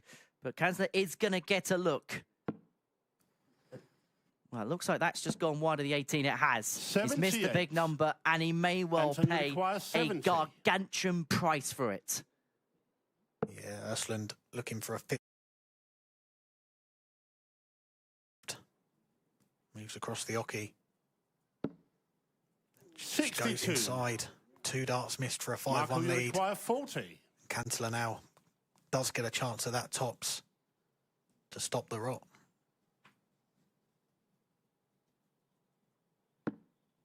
Game shot in the 6th Only leg. needs the Marko one dart. Kantele. And 7th Marko leg Kantele is still in this game. However, the problem he's got is Östlund's got the darts here to go 5-2 to the good. But he will be very encouraged with that start from the Swede. Yeah, that will be music to the ears of Marko Kantele. Hearing game shot for that last leg and then hearing a score of 30 to kick off this leg from Anton Östlund has opened the door. 83. Manages to find a trouble with the last dart to make a little bit of an advantage on that opening visit. That first dart was a beautiful guide for follow-up alongside. Second max of the match for Anton Östlund. Super darts from the Swede. As you say, that first dart just looks so inviting, and seemed like the second and third darts, he threw them both quicker than the last. 99. Fills up the bed.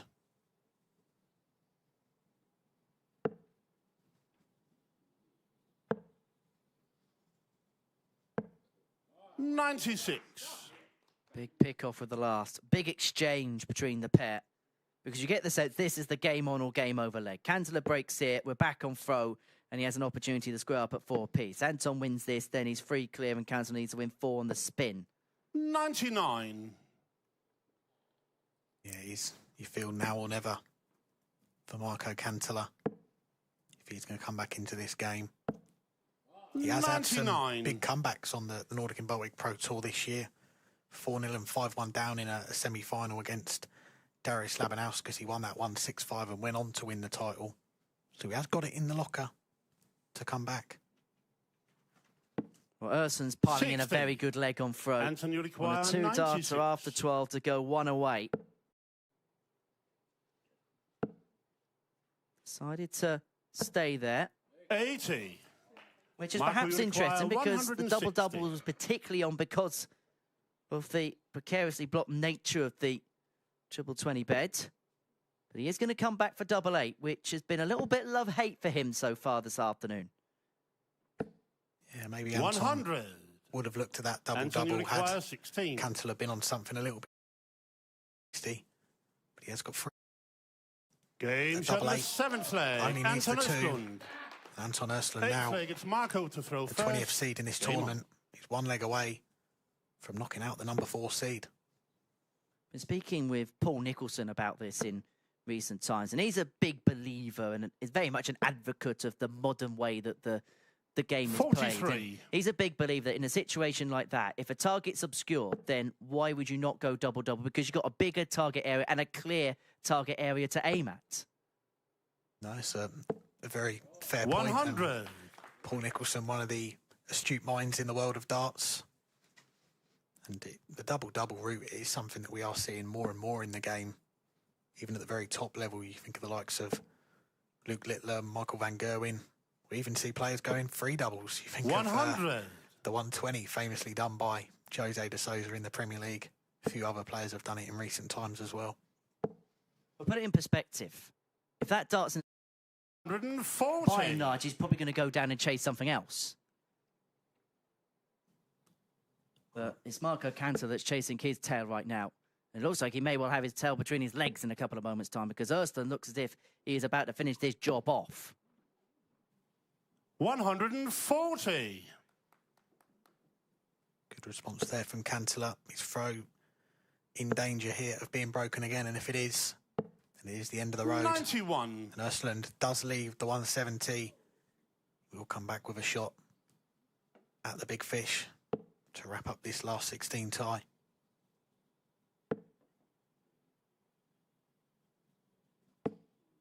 $81. Well, this Anton, would you be require some way 170. to book your passage through to the quarterfinals. Perfect guide for another. Gets it. Bullseye. To have sealed it with the big fish. Marko, you require 137. Not to be, but this is Hail Mary time for Marko. This has got to go. And it's not going to. So Anton Östlund, he's had a match start at the ball. If he keeps straight, he will get 2 more match starts. 81. Become the 3rd Swede into Anton, the quarterfinals 31. tonight. Up the done double 14. 3. 2 match starts have come and gone. Marko, you require 56. This to stay in the tournament. Marko Kantele missed a few big numbers in this match, kept straight there, 2 darts at tops to stay in the tournament, and it doesn't go. 16. Anton, you require That could 20. be curtains for Kantele as Anton Östlund looks at double 14 for a 6-2 win. To the quarterfinals of the inaugural PDC Nordic and Baltic Championships. And it was that real spurt of legs, wasn't it, from Anton Östlund, where he won 4 on the spin to race away from Marko Kantele. He gets the job done by 6 legs to 2. Coming up next, it's Valters Melderis against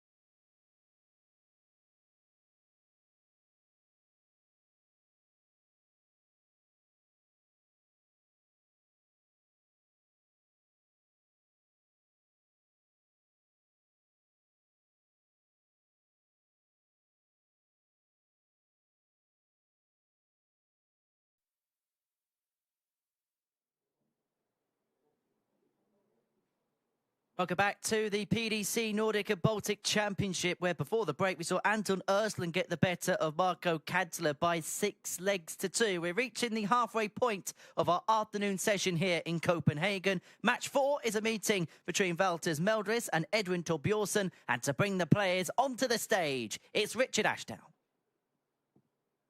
Ladies and gentlemen, let's continue with our second round at the PDC Nordic and Baltic Championship.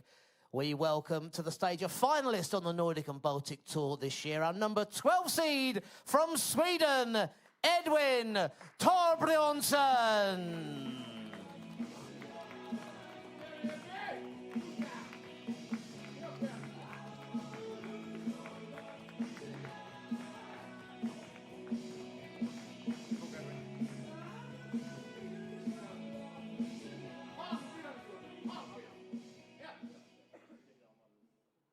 We now bring to the stage a winner on the Nordic and Baltic Tour this year. He's a twice World Cup of Darts representative for Latvia, Valters Melderis.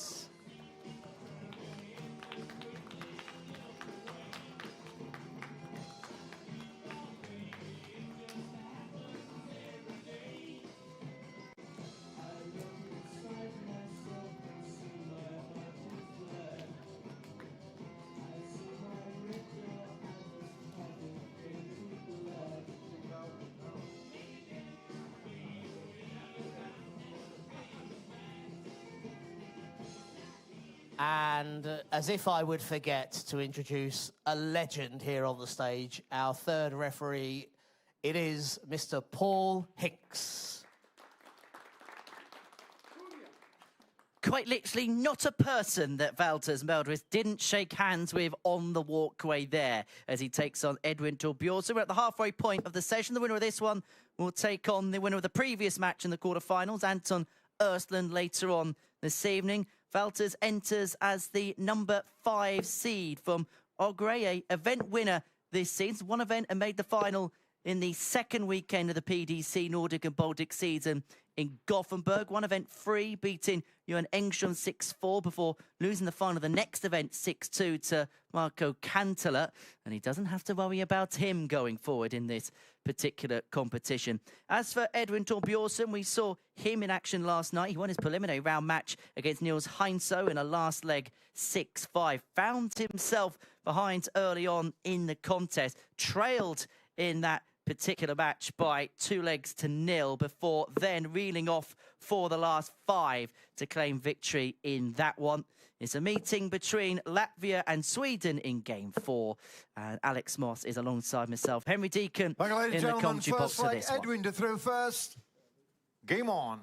Well, I've got to say, first of all, I am disappointed that Valters Melderis didn't come and give us a high five in the commentary box. As you say, he gave everyone in the crowd one on his walk on there. 59.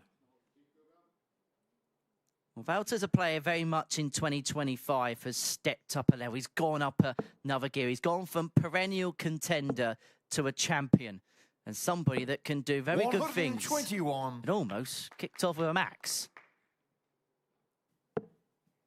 Yeah, he has been one of the breakthrough players on the PDC Nordic and Baltic Pro Tour this year. As you mentioned, winning a title, getting to another final as well, and the run that he had to win that title as well. The first game of the tournament, whitewashing Andreas Harrysson 6-0. Shows you what he can do. And yeah, we've seen him play on the World Cup stage in the PDC the last couple of years as well, alongside Madars Razma, who the undoubted number 1 player in Latvia at the moment. Not able to play in these tournaments now because he is in the top 64 on the, to give it its official title, Werner Rankings ladder. Rather you than me. I didn't want to say, I think I might be on commission with them as well. But Melderis looking good here for 100. A breaker throw in this opening leg. He'd take a 140 to leave tops. And that is what he's going to do. 140. Well, that was as safe a final dart as you could possibly see. Tops after 12 to win this opening leg. And to break the throw of Edwin Torbjörnsson right from the get-go. But he's going to be forced to take out this double top because the Swede is tapping him on the shoulder.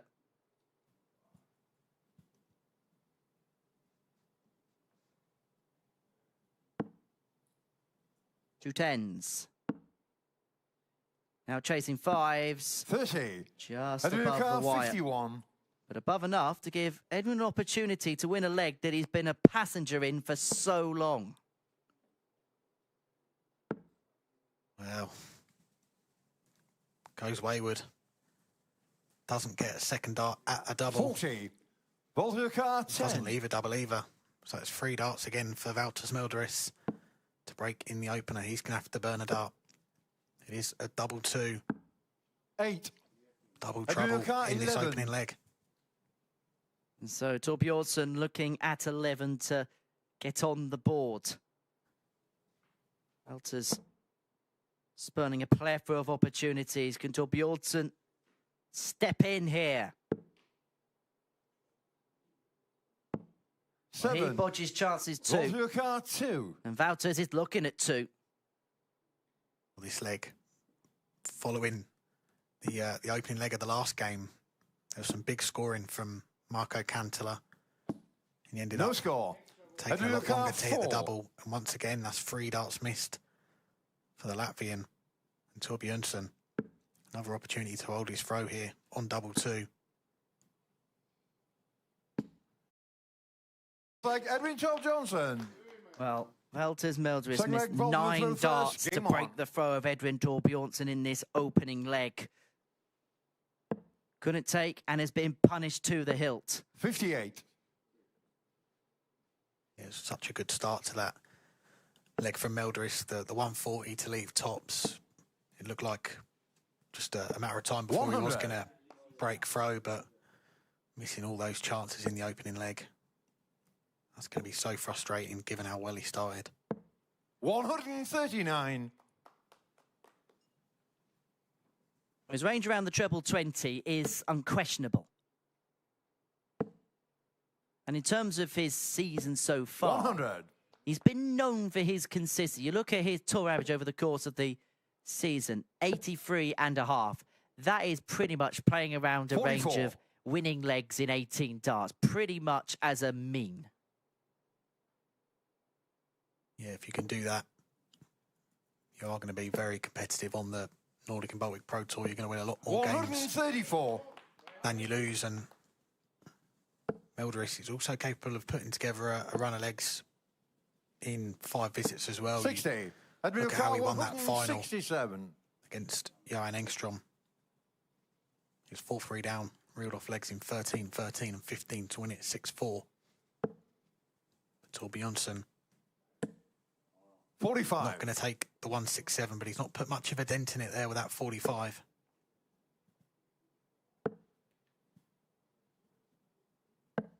$44. Aduka 122. Well, this for 2-0.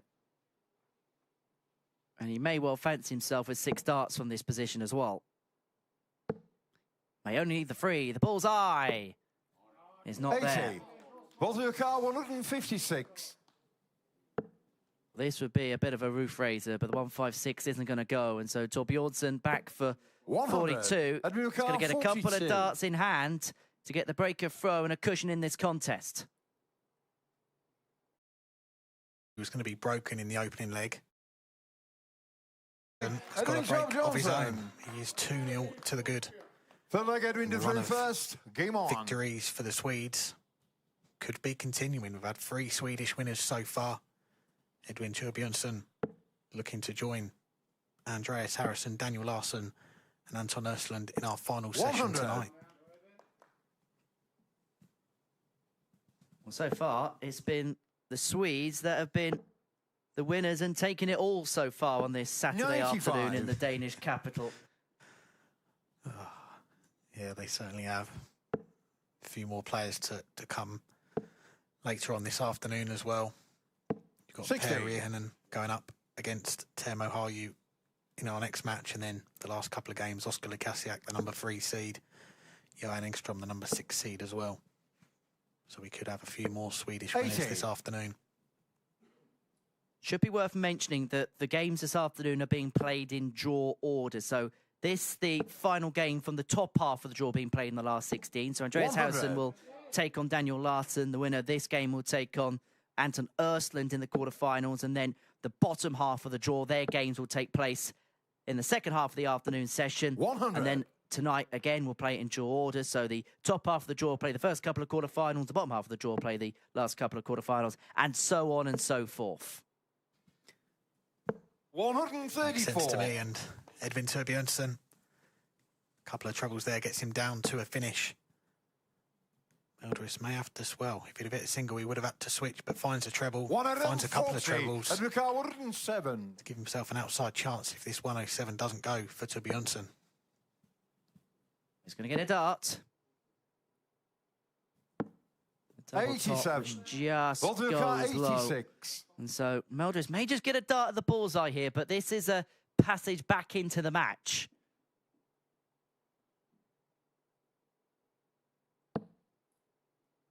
Make sure the single. When he gets the Brucey bonus of the treble, double seven. Game shown the third Clinical, leg. clinical Valters kill. Valters Melderis is Fourth leg, into Valters this first. match. Game on. An 86 checkout gets him on the board.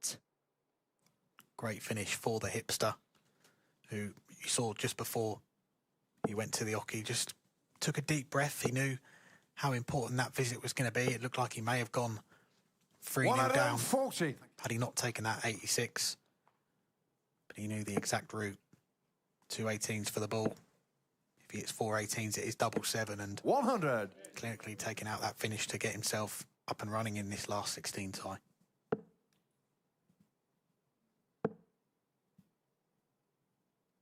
Well, 81. We said that Valters Melderis is a player that is very much the consistent type, but he's pretty much playing to type right now. I mentioned earlier on that his tour average was 83.5. Well, 24. he's averaging pretty much that right here, right now. Fair to say you know what you're going to get from the Latvian. Yeah, and it's been pretty 100. consistent as well on the World Cup the last couple of years as well. You look at the averages around the mid-80s, sometimes creeping into the 90s over that pairs format alongside Madars Rasma. 59. They had a win against Denmark in the group stage last year, lost their other 3 games last year and this year, not managed to make it through the group stages yet, but I feel like with the experience 80. that Valters Melderis has gained this year, and if he can continue the route that he's going, Latvia could be a force to be reckoned with in the World Cup in those group stages. I think this is part of the development of the 100. PDC Nordic and Valters Baltic 100. Championship. Places like Sweden, places like Denmark, they've been strongholds pretty much forever and a day, and it's nations like Latvia, Lithuania that, as time moves 42. on, want to be more established forces at the top end, the thick end of these types of competitions. And Valters very much flying the flag, leaving himself on 58 to level this game up at 2-2. But that, 58. the first max of the match going the way of Edvin Torbjörnsson. And all of a sudden, this 58 has a different feel about it. Yeah, the pressure has been applied by ET, and you can see it there. He strays out of the 18. It will be one dart at double 18, 22. and it doesn't go. Edwin Dukar, 38. Torbjörnsson to get that break back again. Decides to split and leave double 14. Now that dart is awkward. That flight is in the way. Wait. Valters And Dukar, Valters 36. is back for 2-2. Feel like 2-2 would be a Game fair shown the fourth scoreline leg, given how Valters Melderis. the first 4 legs of this match have gone. Fifth leg, Edwin Melderis to missing through a lot of first. chances in Game the opening on. leg. Both players have missed chances in this match so far. The score could be very different, but 2-2 Desmond kind of feels like a fair scoreline at the moment. Yeah, the tale of the tape in this game so 83. far. Valters Melderis missed 9 darts to break in the opening leg. Edvin Torbjörnsson won a scrappy one. He then went 2-0 to the good. Valters then took out an 86 checkout to get on the board. And despite the max from Edwin in the previous leg, Valters was 8. Three. And you have to say, you can see it in terms of the numbers on the bottom of your screen, cannot separate the pair. And we haven't really seen a game go really tight so far. In fact, the tightest game was the first game between 125. Andreas Harrysson and Victor Tingström, a game which finished 6-3, but it was a game that Andreas Harrysson dominated. We haven't quite seen a nip-and-tuck game which became so commonplace last night, particularly when Paul Hinks was on the microphone, because he refereed 3 games and he played all but one leg that he could have officiated. Yeah, Paul Hinks got his money's worth last night, didn't he? 140. Speaking of matches going all the way to last legs, we have got George Noble joining the refereeing team this evening, and we'll see if he can get some last leg deciders 45 for the matches when he'll be on the stage. 153.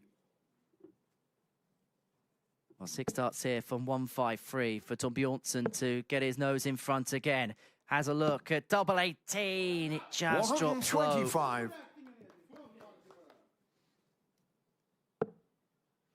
Leaves that double 14, which proved a bit tricky on the last leg. 100. Missing 2 darts at it. Aduka 28. Another chance at that double to go back in front. Torbjörnsson. Maybe it was just part of the master plan. 6 leg Double folded through 14 goes first. Game 13 on. darter. Torbjörnsson back in front 3-2, keeping Melderis still at bay. And he is being 94. watched on by a few in the crowd. The Swedish contingent of Andreas Harrysson and Victor Tingström are in the auditorium watching on. And I'll be happy with what they've just seen there as Edwin Torbjörnsson piles in his second max of the contest. 100. Great stuff from Torbjörnsson. And he's someone that we spoke about last night. Doesn't play a lot of the Nordic and Baltic Pro Tour, but a couple of good runs that he had in the 4 events he played, a runner-up and a semi-final, getting him into the top half of players that qualified for this tournament in 12th. Had he played the full season, 140. you'd imagine he would have started his campaign this afternoon as one of the top 8 seeds, but managed to come through that match last night. It was a real battle, that one, against Niels Heinsøe. Didn't, well, 57. his best leg of the match was the 14 darter right at the end 167. to win it. Well, Melderis isn't going to find the 167, and the break opportunity on here for Torbjörnsson. Only needs the one treble to guarantee himself a dart at the bullseye to go 2 clear with 2 needed to win. Well, that's a perfect guide for another. Unable to find, it's the bullseye for the little fish. 83. Well, the line was okay, but the length dropped just a little bit low. This to hold throw for Melderis. Again, takes that deep breath. We saw him take out that 86. This 84. Will be 14s for the ball. 59.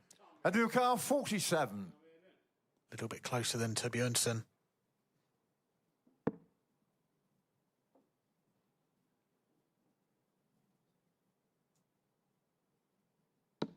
Game shown the 6th leg. Edwin Torbjörnsson. Well, is that a turning point in this contest? 7th leg Edwin to through Valters first. misses the Game ball on. to make it 3-3 to Bjornsson. Finding the double 16 to go 2 clear, and now has the darts to open up a 5-2 advantage in this contest. 140.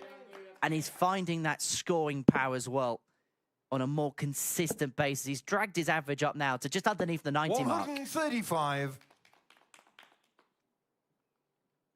Torbjörnsson looks like he is racing to the finish line at 2-2. You really couldn't call which way this one was going to go. 91. Back-to-back legs for the Swede. He is 2 away from becoming the 4th Swede through to the quarterfinals and 136. guaranteeing us a Swedish finalist tonight. Well, not just that, but 2 legs won consecutively of 13 and 14. Not just as he upped the levels, he's providing something that is world-class.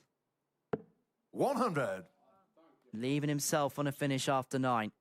He's just doing things to suppress Melderis right now, who's being forced to do things like forced to find 2 treble turns. And even then, he's felt like a passenger. Torbjörnsson looking at the big fish, having missed the ball for the little fish in the previous leg. 60. Valters 109. That last start in the previous visit from Melderis straying into the 1 means that he did have to find a 57. treble with the first two darts to get a shot at the double. Doesn't find one. Now Edwin Torbjörnsson potentially 3 darts away. Well, the shot's still on. Bullseye. Valters 52. Melderis. This 52 to get this match back on throw, and you feel like this has got to go for the Latvian to stay in this match. It's double 18, Each on the and centre that's a flag. 14 Valters dart of his Melderis. own. A flag folded it through And first. crucially as well, Game that's on. a breaker throw for the Latvian, and he has the darts here to level this game back up at 4 apiece.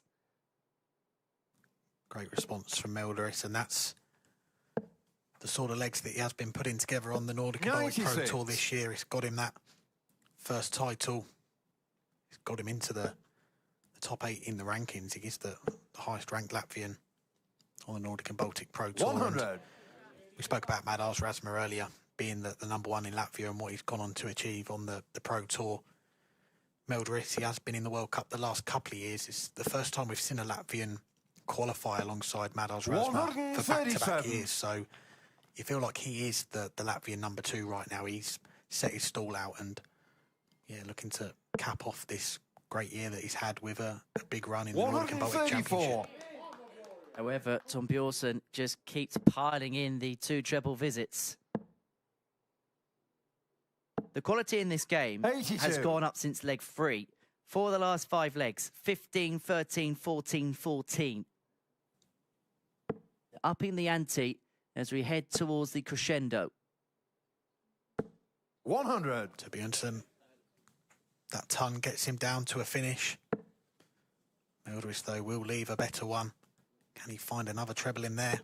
100. No, he can't, but he's left that 86 again that he took out earlier.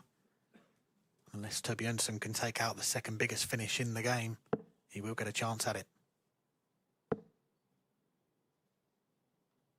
60. He's Valters taken this 86 out already in this game. If he finds it again, we're back on level terms.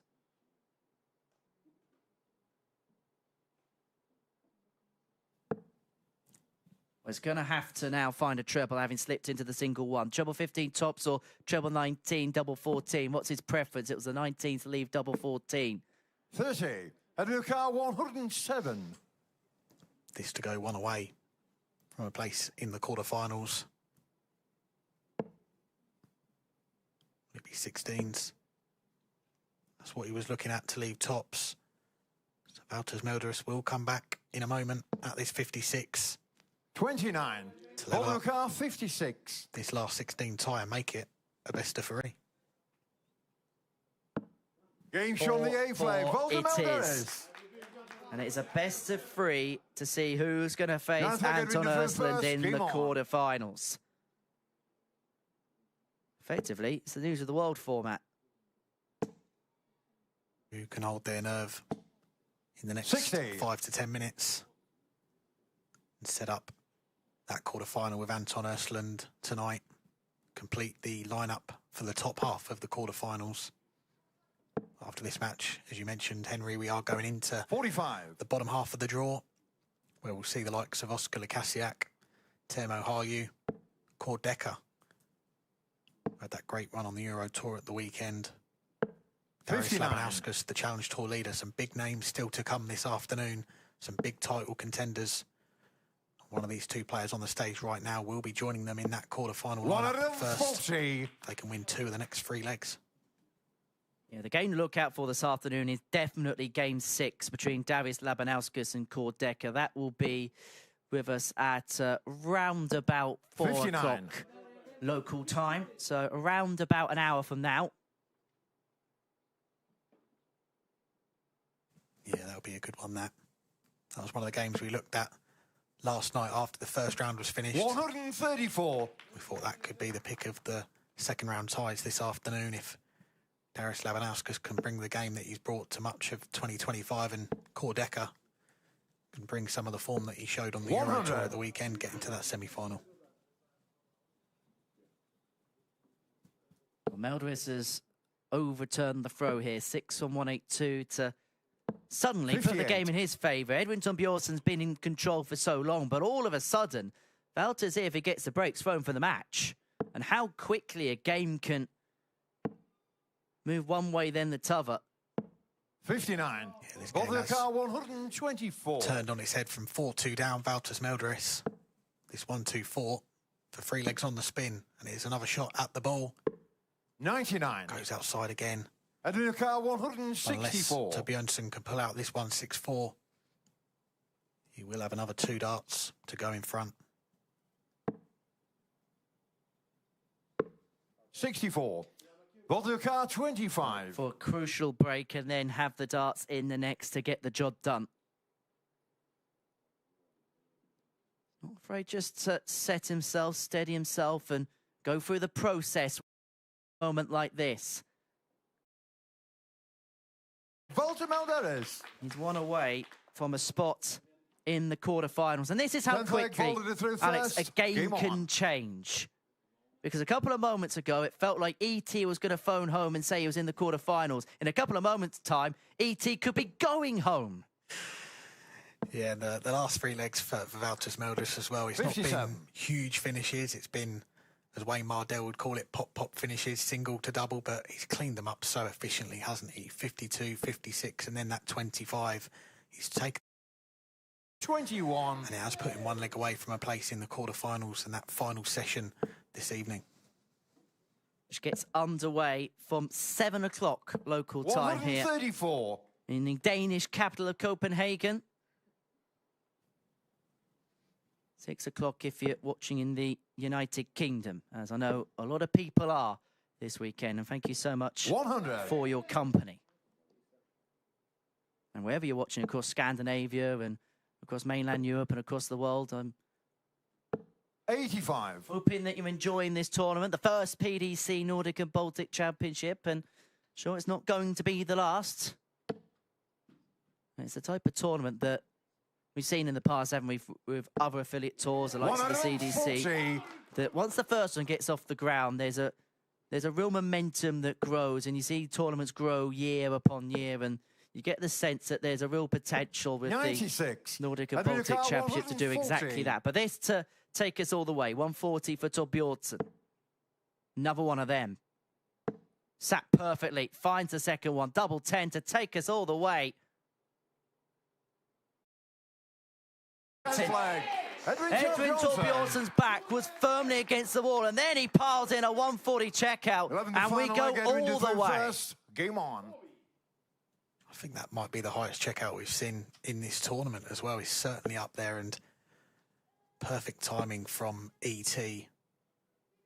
Phoning home, asking for a big checkout, and he 100. delivered the 140 to break throw, and he has got the throw in this deciding leg. Pulled out a 14 darter last night to beat Niels Heinsøe in the last leg decider. With throw again here, he'll certainly take a 5-visit leg to get him 16. over the line.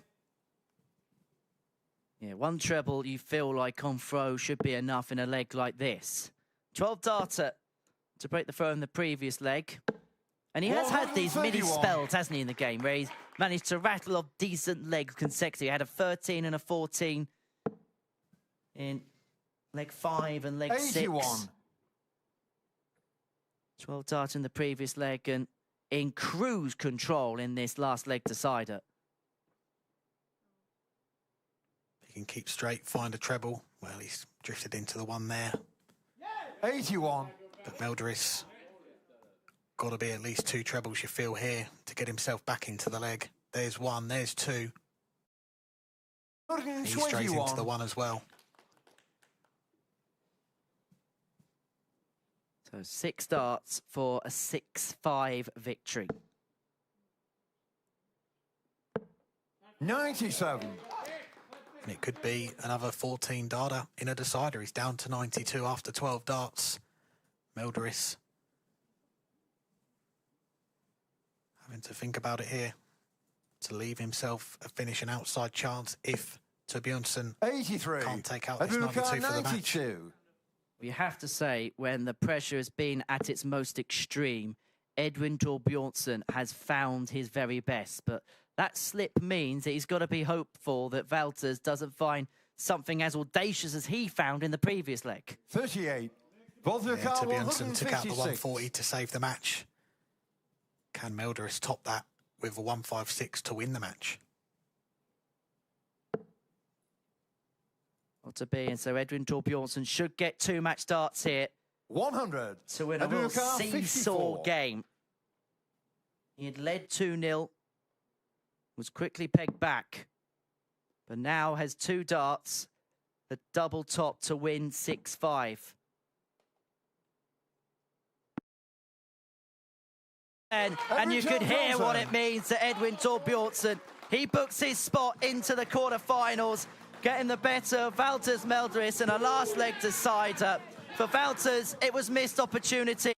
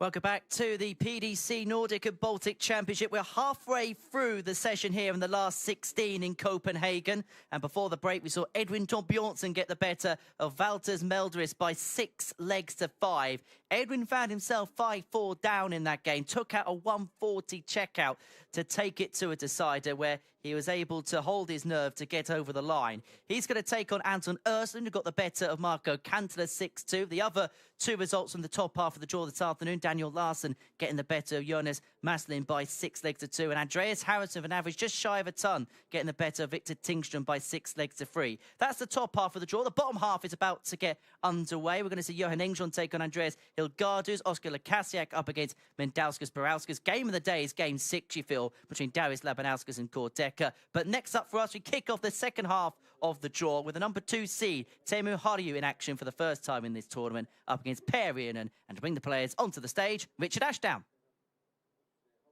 Well, ladies and gentlemen, we continue with the PDC Nordic and Baltic Championship and introduce a player to the stage that's been around Nordic and Baltic darts since the very beginning. He's Sweden's Per Riihonen.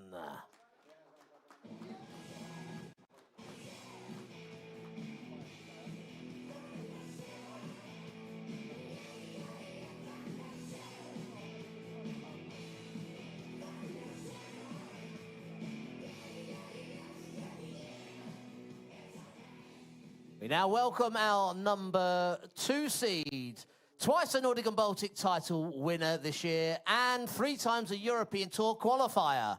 It's Finland's Teemu Harju.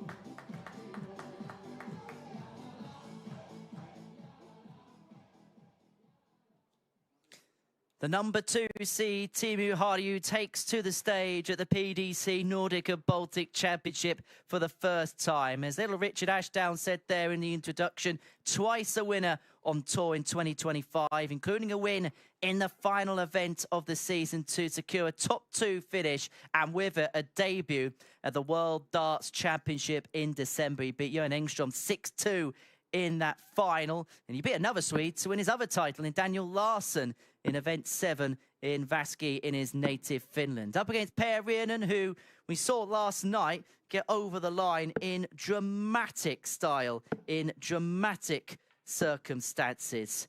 He got the better of Michael Mogensen by 6-5. It was a game that swung one way, then the t'other. That is fair to say. He had found himself 3-0 behind in that contest, did Riihonen. He then brought the game back to an equal kilter and then reeled off the last 2 legs on the spin to get over the line. So what we're going to see in this one is you see Teemu Harju for the first time in this tournament. Alex Moss is alongside myself, Henry Deacon, here in the commentary box throughout the duration of these Nordic and Baltic Championships. And I think Teemu is a player I think we've all been looking forward to seeing, because he is probably one of the most exciting talents that's come bursting onto the scene in Nordic and Baltic darts. Teemu to throw first. Yeah, he definitely is, and he is now the only Finnish player left in this tournament. We've seen the other 2 Finns go out in this tournament. He's the last one left flying the flag for Finland, the number 2 seed. And as you mentioned, he's already booked his ticket 55. to Ali Pali in the most dramatic of circumstances.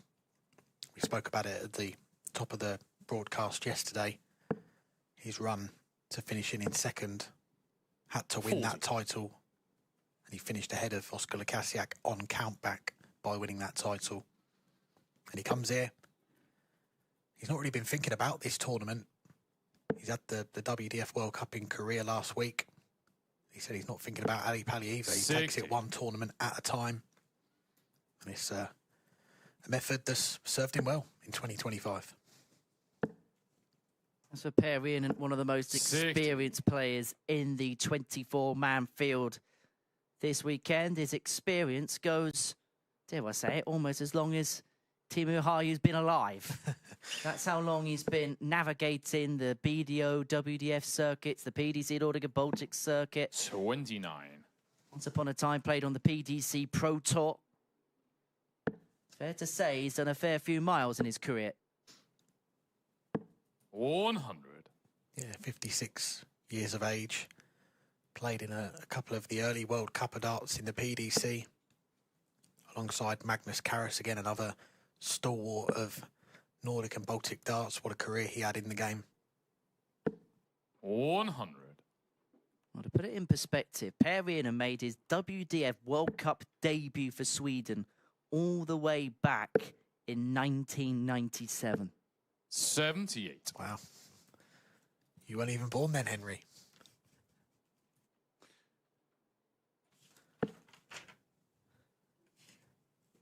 Don't tell Per that, will you? That's right, I was just about born, I think. 100.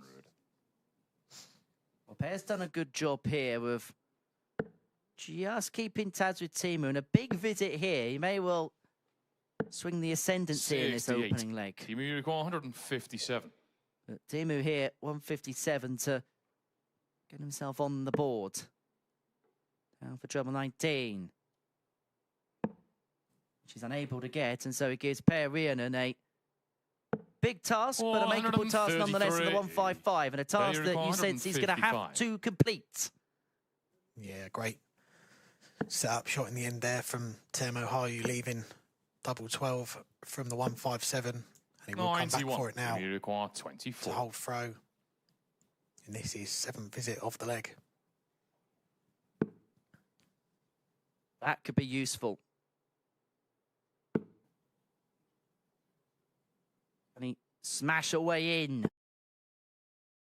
Teemu Used the second dart as a They're gonna guide, prepare to crashed throw it off the first. barrel Game on. into the bottom corner, and Teemu Harju is into the lead.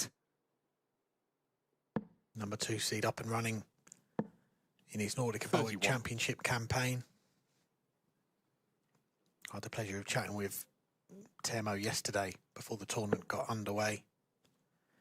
We were talking about his career in the game. It was his parents that got him into darts. His mum and dad both played. His mum actually 140.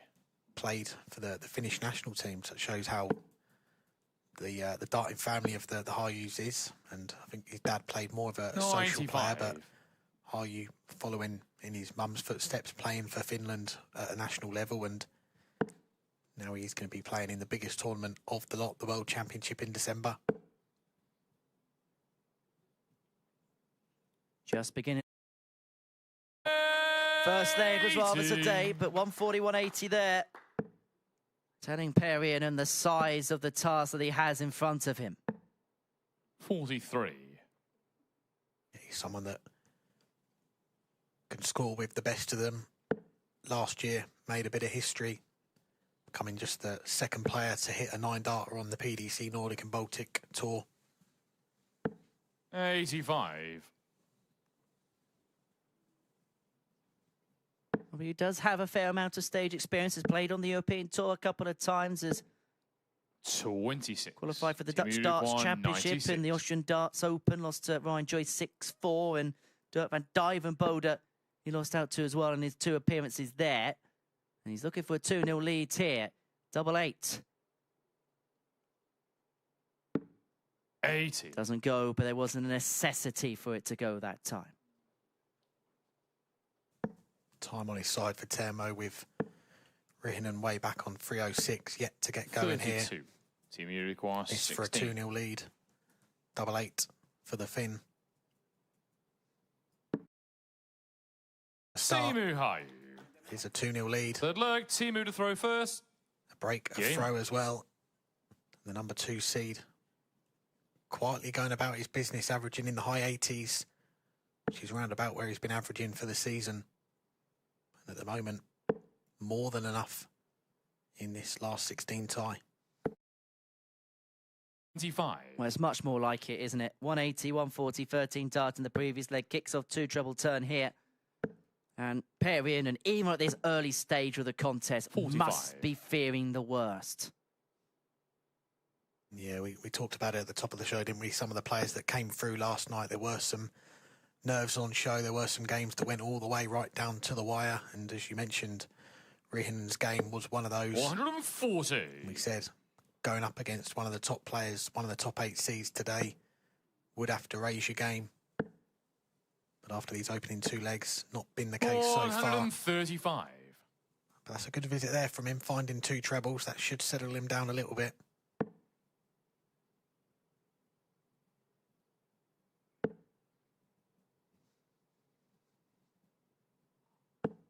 $100.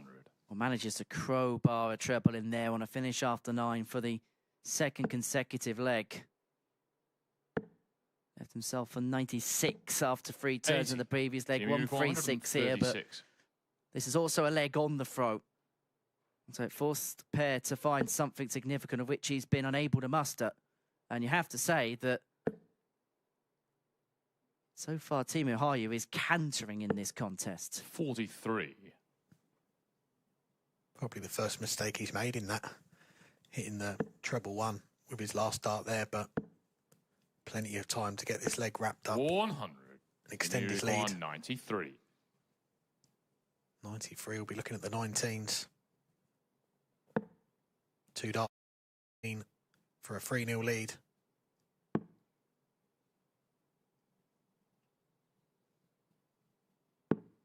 $75.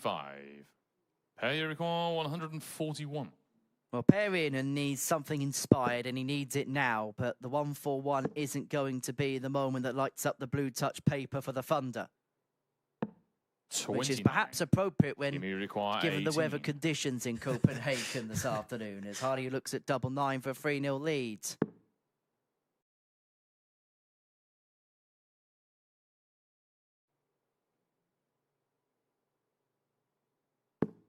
No score. Pay require 112. Well, those were 3 very well thrown darts, but unable to find the intended target. Pending to find a treble here. Finds it. Double 16 for the 112 to get himself in the 96. contest, but just on the require inside. 18. Harju with another 3 darts in hand to extend his lead. Go halfway to the finish line. Double 9 proving to be a tricky. Once again, all 3 darts going outside. 16. Riihonen, and all of a sudden, he's got a chance to get this match back on throw out of nowhere. Double 4. Gains on the third gets leg. Riihonen. Bunch of missed darts Fourth for leg. Teemu Pair the throw Harju. first. When he missed 7 darts at double 9 to go 3-0 up in the contest, and Riihonen has pinched his pocket. Yeah, he went 3-0 down to Michael Mogensen last night, 38. 4-1 down, and really should have been 3-0 down in this one, but he's got a lifeline there. The number 2 seed. Wasteful on the doubles. It's one of those moments as well in a game which for Teemu will keep him honest, because 60. up until that point, it was one-way traffic. Pair just saying, look, if you're not going to take your opportunities, I'll 190. come and step in. And he's just beginning to find a little bit of an uppage of level now. Yeah, his average creeping up. It was below 60 in the early stages, but he's got it into the high 60s. And Teemu Harju at one point, 58. his average was in the mid-90s, and we've seen that drop below 80 now. So it shows you that the 2 players have come a little bit closer together. It's given Riihonen a chance here to get back in the game. 83. But it's those types of darts that he has to cut out. Because even a poor visit for Teemu, by and large, will be straight. You won't see anything drift wide. 100. One word to describe him, and that is steady.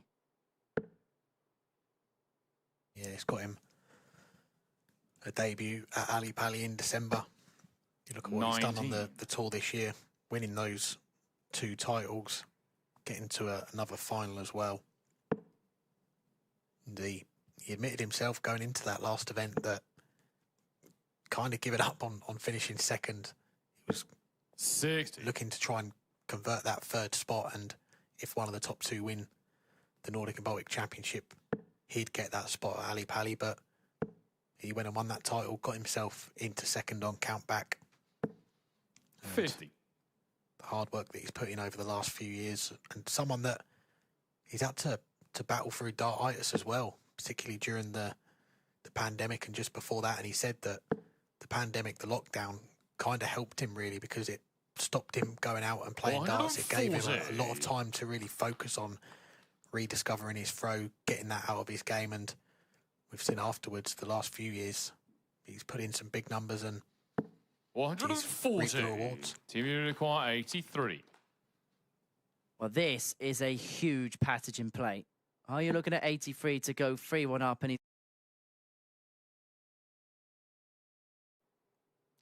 that might be useful, 51. but couldn't nestle away require through. 52. But because he's missed those couple of darts, Riihonen should get a couple of darts here to square this match up at 2 apiece. Double 10. 42. Doesn't go. Teemu require 32. Harju. 3 darts at double 16 to get that break back Games on the fourth leg. in his favour. Teemu Harju. And he does. 3-1 Fifth leg, lead Teemu to throw first. for the number 2 seed. Game. And based on how that third leg went, all those missed doubles, 3-1. Feels like a fair scoreline after 4 legs. Well, Teemu Harju will feel like normal service has resumed. A bit of a blip in the previous 95. leg, had to survive a bit of a scare, but now very much back on track.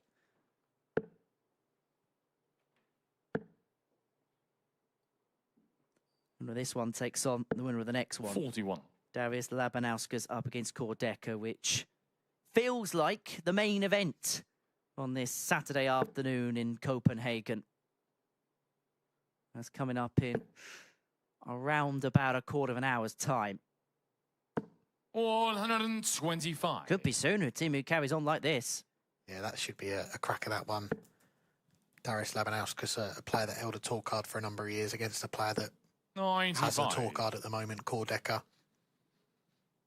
And even the last couple of matches as well, you've got Oskar Lukasiak against Barauskas, Johan Engström against Andreas Hyllgaardhus as well to round off the afternoon session.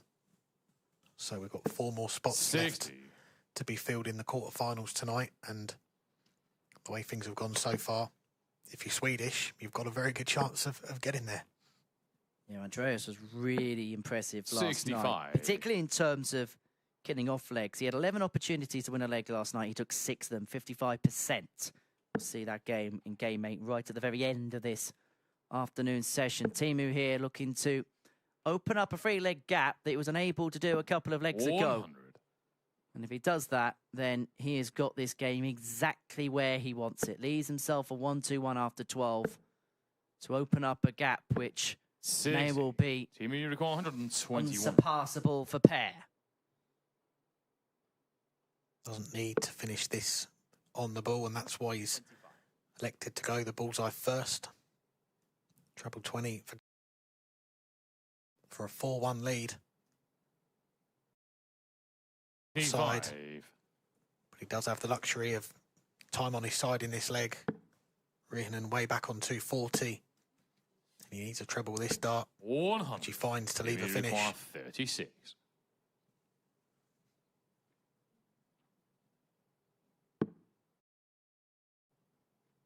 That's an excellent guide. Games on the fifth Uses leg. it perfectly. Teemu Harju.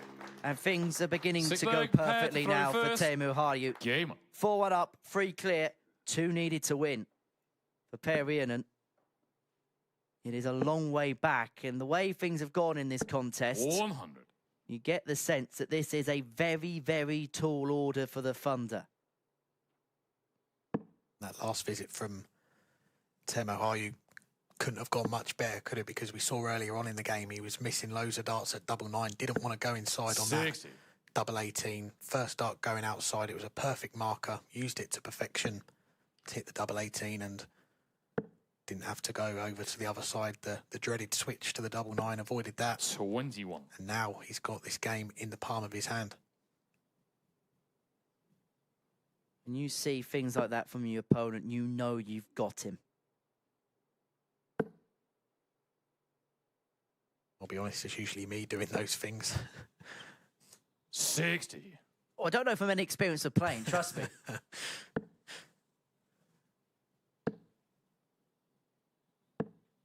But that's 80. been the problem, hasn't it? A few too many scattergun visits.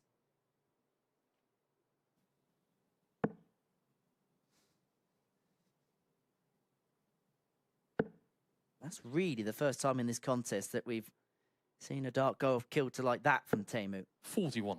Or at least it's the first leg, anyway. Yeah, that was a wayward one for Harju. This leg on the Riihonen throw though. 60. So Harju will know that 2 holds a throw. He will be joining the 4 Swedish players in the final session tonight.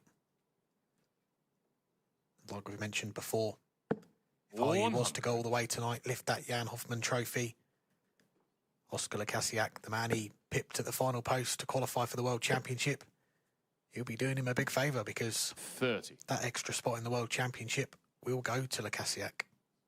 All's well, but ends well.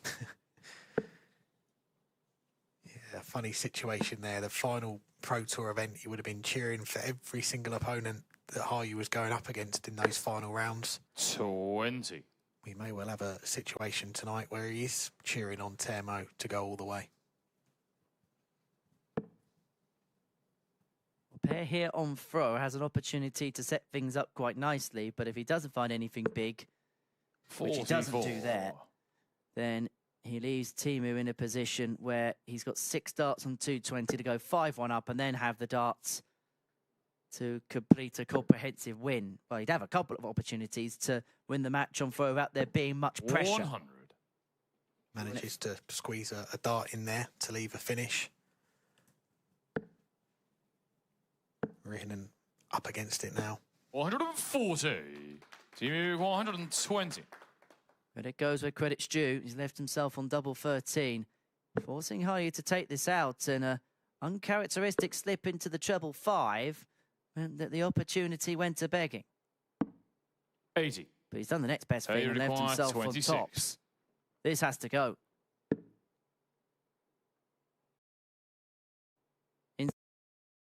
Tops score. are 5-1. Teemu require 40. Tops for Harju for a 5-1 lead. Teemu And he gets it with a first dart, no messing about this time. Teemu to throw first. The Game Finn on. is 1 leg away from the place in the quarterfinals. Per Riihonen, who had so much success for the Swedish players this afternoon. We may be seeing a different nationality joining the other 4 Swedes in that final session tonight. The team is in a position here where he can throw to win the match 6-1, 6-3, and he'll hope that he doesn't have to do it, but he can throw to win this match 6-5. That is the level of comfort and the level of cushion that he has got right now. Great position to be in. But Riihonen kicking off this leg 100. with a 2 treble visit. He's not given up yet. I think Teemu will know if he gets over the line here, he's going to have 80. to up it, whoever he faces, as Darius Labanuaskas saw called Dekker in the quarterfinals. But he'll just be happy enough to get on the board and get into the night session, because that's the money night, isn't it? 3 games to the Jan Hoffman trophy. Call yourself the best in the Nordic and Baltic region.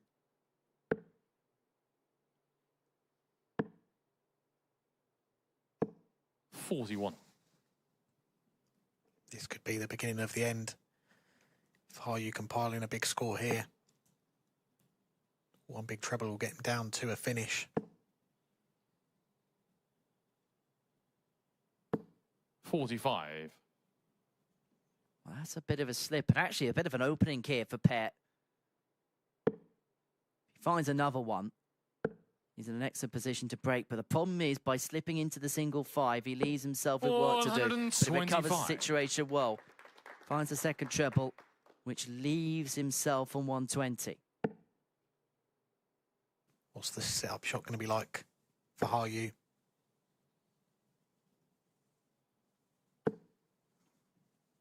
Squeezes a treble in with the last dart. 120. Leaves a match-winning opportunity if this 120 doesn't go, and it's not going to after that first dart.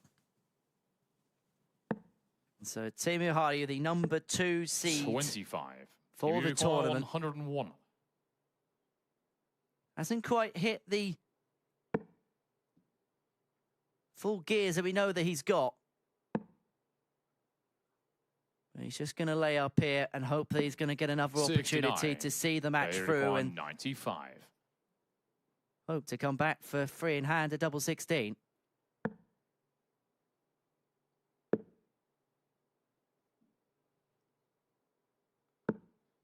76. Teemu require 32. Well, this to wrap it up.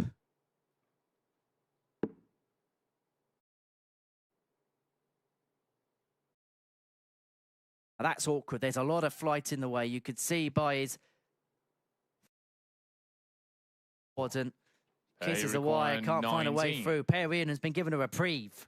Yeah, there's a puff of the cheeks after that second dart, wasn't there, from Harju. Riihonen, one dart left, a double four. 15. Doesn't go. Harju with Teemu 3 more require darts 32. to book his place in the quarterfinals.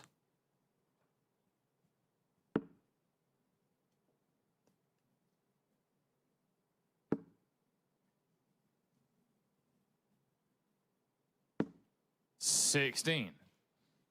You require 4. Well, he's now had 3 visits to the board to win this match. Those opportunities have come and gone.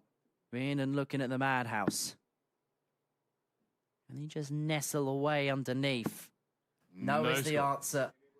Teemu, you require 16. And Teemu Harju finally wrap this match up.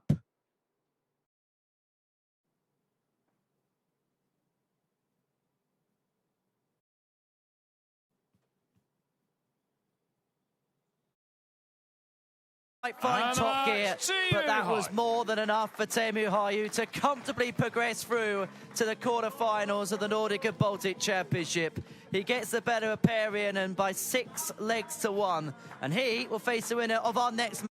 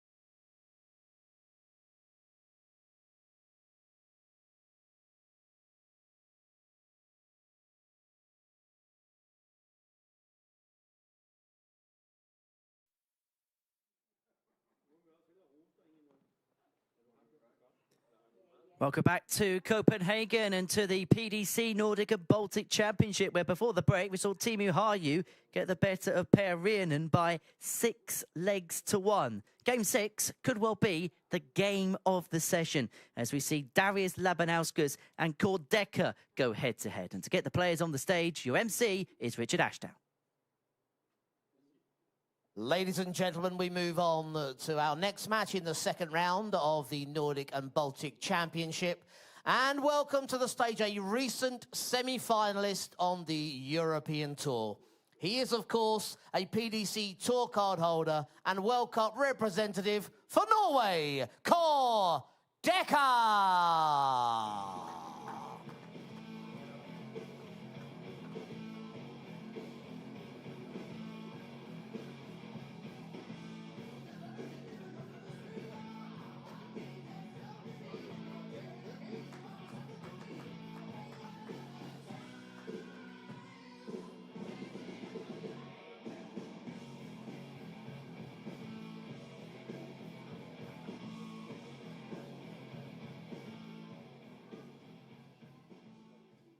We now bring to the stage a 13-time winner on the Nordic and Baltic Tour, 3 Challenge Tour titles, and a World Championship quarter-finalist, Lithuania's Darius Labanuaskas.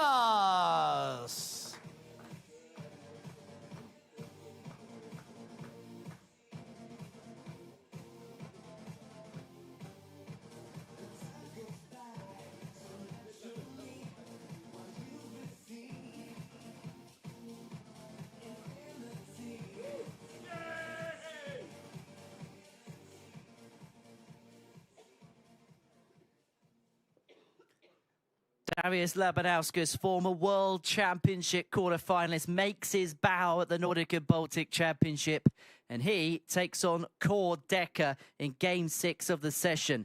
The Sheriff, well, he was in town last night. He won his preliminary round match against Keskinarkaus by 6-3. It was hard work at times for Core in that particular contest, but rattled off the last 3 legs from 3 apiece to win that game by 6-3. A 110 checkout to go in front, breaking the throw of Yanni. Really was the difference in that particular match. He takes on Labanuaskas, who has effectively been a tour card holder without holding such thing, having won early on in the Challenge Tour season, topping the order of merit throughout the course of the season. He has enjoyed every single luxury that could be afforded to him. So much so, his performances on the Pro Tour have been good enough that he looks as if he's going to be making it through to the World Championship in a Pro Tour seeding position.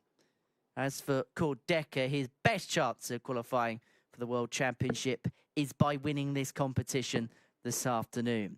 But to beat Darius Labanuaskas, Alex, you are going to need consistency that is completely unmatched. Because if there's one thing that Darius has built a career on, it is taking advantage of whatever opportunity comes his way.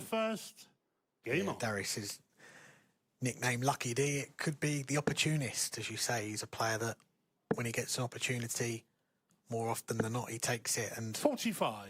We have seen that in 2025. He's followed in the footsteps of the likes of Scott Williams, Connor Scott, where they've managed to play on those players' championship events by virtue of doing well on the Challenge Tour as a top-up player. But it is only a matter of time before we see Darius Labanuaskas back on the PDC Tour full-time. He's got a great lead in the Challenge Tour, top of the rankings with 4 events, 1 weekend to go, around a £2,000 lead over 3rd place, the top 2 getting 2-year tour cards, so very likely that Lucky D will be joining Dekker with a tour card in 2026. Well, Darius Labanuaskas, even if he completely messes up on the final weekend of the Challenge Tour and somebody else does something absolutely ridiculous, could still get a tour card on the basis of the fact that he's probably going to Ali Pali, and if he does good enough at Ali Pali, he could get into the top 64 anyway. Definitely, and Ali Pali, a venue that Labanuaskas has had a lot of success in over the years. Beat Raymond van Barneveld on that stage, got to the quarterfinals as well back in 2019, start of 2020. 60. Hit a 9-darter on that stage as well. And he'll be going there in a few months' time to create a bit more magic. And it all got started with a morale-boosting victory over Matthew Edgar. Rumour has it that Primetime spent more time on the walk-on than he did playing that match. Yeah. 60. I've heard a rumour that Matthew Edgar has Darius Labanuaskas posters in his bedroom. That's an unconfirmed rumour, though. Dekker here looking for the breaker throw in this opening leg. A rather sedate start to this contest for the pair. Unable to take out the 156. Darius will have a look at the 160 to hold his throw, and it looks like he may well have to take out the 160. Because worst case scenario, he should leave a single to double. He's going to do exactly that, Dekker. Darius, you require 160. Labanuaskas throw under real threat in this opening leg unless he can pull out a big finish. Tops for the 160. Brilliant. First leg, Darius Labanuaskas. We bigged this match up at the start of the day as one to watch. First. Lucky D pulling out a 160 finish, the highest finish of this tournament so far, to hold throw in the first leg. 100. Bolting the door shut for Dekker just when he felt as if he had an opportunity to break the throat. But that's the ruthless efficiency that this Lithuanian has. And despite the fact that the first leg, by his very high standards, was so tepid, he's found a finish that may well have sparked him into life. He's someone that could just spark into life out of nowhere with a big finish. I remember the World Championship. I'm trying to think what the finish was. Maybe a 161 or a 164 against Simon Whitlock. Came out of nowhere, and we just saw it there, the 160. The way the first leg was going, you wouldn't have expected 57. that to go. But brilliance from the Lithuanian to take the first leg. Maybe not on this circuit, but there has been a story about Darius Labanuaskas' career where he has gone under the radar severely as Dekker finds the first max of this particular contest. Potential 11 data here. Dekker not been affected by that opening leg, the way it finished. He was in a great position to break. 87. Being on 56, but this 87 to level it up doesn't need to go 20 for the ball. Sensible shot, double 8. 71. Just outside, but he will come back in a moment to level up.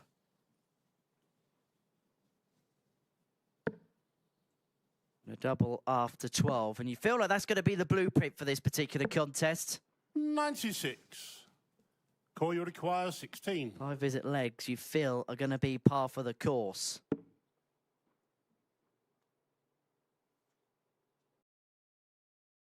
Second leg. 14 data for Dekker to get back on terms. Darius to throw first. Game on. We said it at the top of the show as well, previewing this game, that Dekker needs to improve on last night, and you mentioned about 5 visit legs. Last night, just one of the 6 legs he won was in 5 visits. The rest of them were in 6. There was one in 7 visits as well. So, yeah, them 5 visit legs, you feel like they are going to be crucial if Dekker is going to advance to the quarterfinals 59. tonight.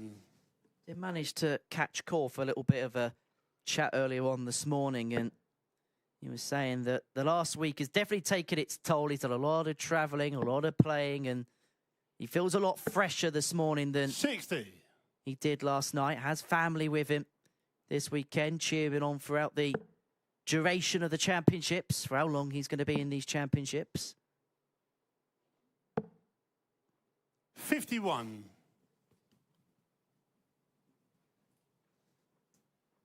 As we mentioned last night, balancing all that still with a full-time job where he works shifts as a warehouse 60. worker in Norway. Yes, a lot to manage, and we did see earlier on in the year Cor not play the first and third weekends 100. of the Nordic and Baltic Pro Tour. Maybe that was just to get used to life on the tour, juggling work, family commitments and all of that. He did play the final 3 weekends of the Nordic and Baltic Pro Tour, a couple of good runs, semi-finals, a quarter-final in there as well. And, yeah, he's one of only 2 Norwegians to win a title on the Nordic and Baltic Tour. Robert Wagner being the other one, a title winner in the first year back in 2012.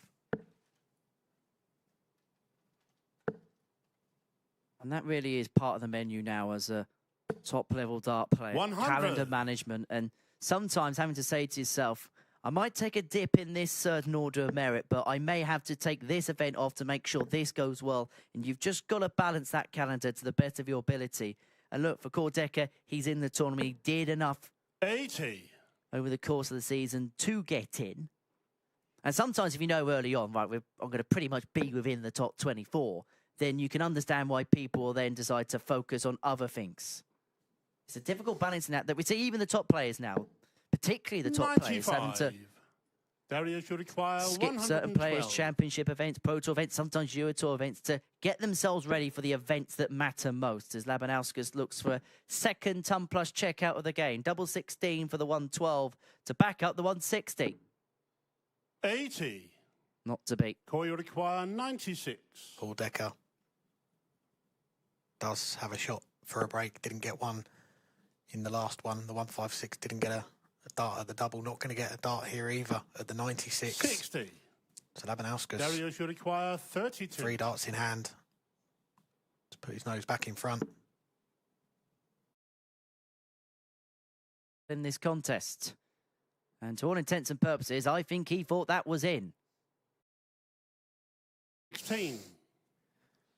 Call you require 36. Yeah, that's become iconic, hasn't it? The Darius Labanuaskas follow through. But it's Game for the Dekker third leg. Dekker. who takes that third leg, breaks the Labanuaskas throw. Fourth leg, it's called to throw first. Game on. Can he consolidate that break, hold here? Give himself a little bit of a cushion in this last 16 tie. Get the sense that 93. these two are just beginning to get into their stride a little bit. A bit like racehorses, where they're just galloping a little bit through the first few fences, but you know as the line approaches, there's a kick in 60. them. Definitely, and these two have played a couple of times on the Nordic and Baltic Pro Tour this year.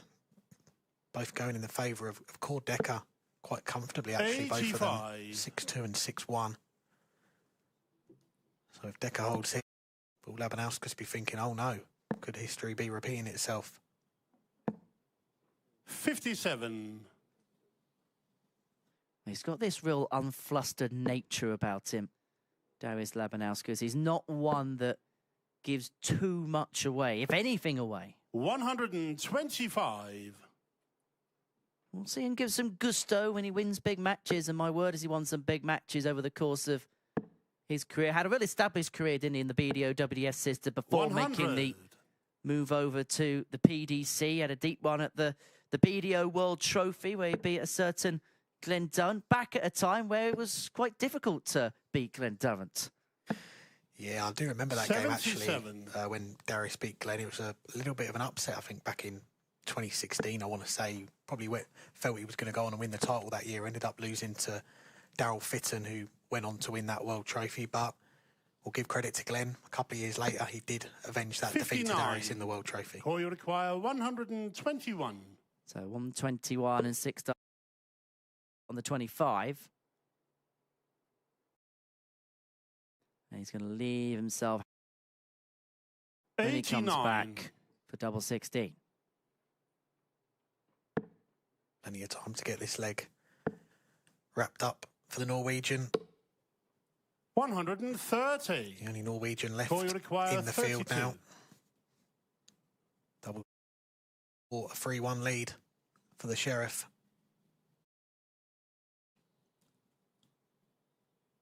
Can he find a way through? He And the can, fourth right in the leg. corner. Dekker. After that first leg, when Labanuaskas took out the 160, the showpiece finish, Dekker has wrestled the advantage here in this one. 3 legs on the spin, a break up. Fifth leg, it's Plenty Darius to think throw about first. Game on. for Lucky D. Well, he missed 4 darts, didn't he, to go 2 and up in the contest. Labanuaskas 4 at double 16 that came and went, and punished to the hill, but 180. Labanuaskas kicking off leg 5 of a max. Perfect start for Lucky D in a leg that already feels like it's a 96. must-win. If he gets broken here, he's a double breakdown. He's 4-1 down. It's a long way back. Well, we can get back into our seats. Darius has had a 97. 9 darter on the PDC World Championship stage.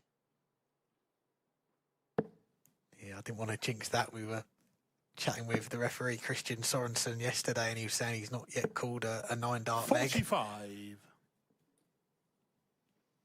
Came very close at the lakeside last year. He was telling us the game between Bo Greaves and Kirsi Vinakainen, the Finn going 7 darts into the 9-darter. 180. But it is 2 maximums in this leg, not back-to-back though. Labanuaskas on 44 after 9 darts, and it's looking like a comfortable hold for the Lithuanian to get back into this game. 93. Darius should require 44. It's amazing how quickly the switch can be flicked. Potential 11 darting, and he's got all the time he wants to reduce the gap back down to 3-2.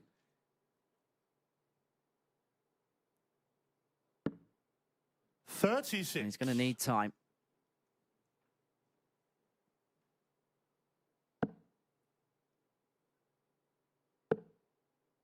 $140 here just taps Darius on the shoulder. I know he's on a double, but 140. just keeps him honest here as he looks at this Darius, you double require 4. 8. Yeah, you don't want to be chasing around the board on the doubles. He's gone from the 16. Double 4 Darius with the first dart. Labanuaskas. Stops that run of legs Quarter throw first. from his Game on. opponent. It was free on the spin for Dekker to go 3-1 up. Labanuaskas holding throw. But he's still got to find that breaker throw if he is going to win this one. 140. Well, this is beginning to brew up to the kind of game that we were hoping and expecting between the pair. Yeah, Dekker just taking his average up into the 91. 90s. Last night it was just under the 80s, so we knew he had to put 10 points minimum really on his average to compete. That's what he's done. He's going through the gears now. 180. A 140 followed by a maximum. Puts him in pole position in a leg on his throw. Not much you can do if your opponent's starting a leg on throw with 5 perfect darts 60. out of 6. 4 180s in this game, split 2 apiece. And Dekker here is hardly missing anything in sight. This could well be, I was going to say the best leg of the 170. weekend and potentially the first 10 darter, but by hitting the bullseye there, he's going to have to spurn one. 2 170s today, both unintentional. We had one from Marko Kantele earlier. Hopefully we'll 60. get an intentional one by the Or end you of today. require But 11. Dekker going through the gears here. The average is rising. It's 2 darts at double 4 for a 4-2 lead. Downstairs to double 2. And it is Game a 4-2 lead, a 12 dart holder Dekker. throw for Dekker. And this is the sort of Seventh leg, stuff it's we were Darius seeing on the to throw Euro Tour at first. the weekend that got him to Game on. that semi-final. He is pushing towards the finish line, 2 legs away from a matchup with Teemu Harju in the quarterfinals tonight. 54. Second best leg of the weekend, that. We have seen an 11 darter. That was in the opening leg of the opening game this afternoon by Victor Tingström, and that was as good as it got for him. As he got absolutely dismantled by 43. Andreas Harrysson 6-3, despite averaging the best part of 91.5. Harrysson putting in the performance of these championships so far, averaging 99.11. And the number 1 seed setting out his stall, and so far has 100. laid down the claim as player to beat in this competition. Yeah, number 1 seed has put down a marker for the rest of the field. He means business. 59. He's here to win the title, to cap off a brilliant year on the Nordic and Baltic Pro Tour, winning those 4 titles, topping the rankings. He wants to sign off by winning this 129. Nordic and Baltic Championship. First name on the Jan Hoffman Trophy.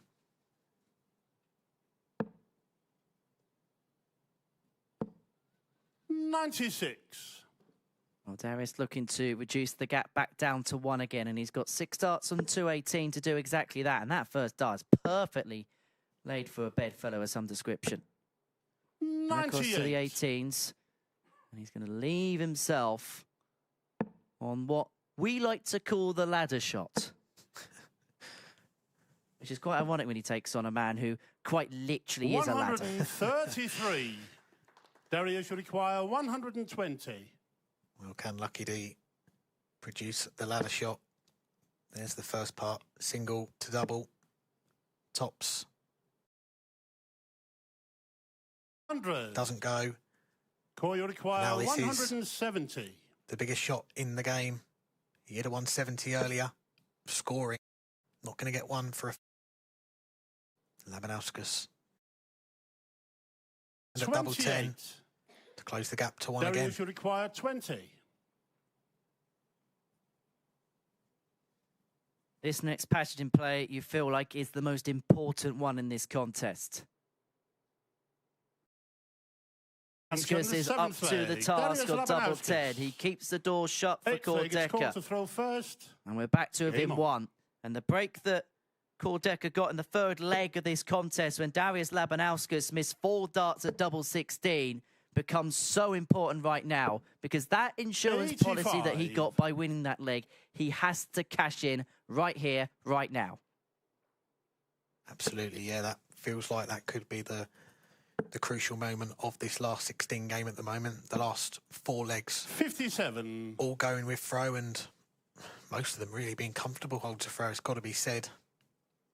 Not one of the other players in the last few legs really threatening a break of throw, and Dekker, he won't mind if that carries on. He knows that 2 more holds of throw 100. and he will be going through to that final session tonight and 3 games away from lifting the title and booking his spot at Ali Pali. 60. Well, that is what you would call a good 60 in terms of their 3 well-thrown darts. They just didn't quite find the respective targets. Well, could this be an opening? 29. 29 scored for Dekker. Labanuaskas, who's started this leg with 2 trebleless visits, back in the red bit now, looking to fill it up, get that breaker throw. 140. Right back in the leg. Well, now Dekker is under it. But there's no better way of landing in 180s. And that is his 3rd of the contest. The maximum, just the right time. Labanuaskas looking to get that breaker throw back. Finds a 2 treble visit. There's just 1 point between 107. them in this 8th leg.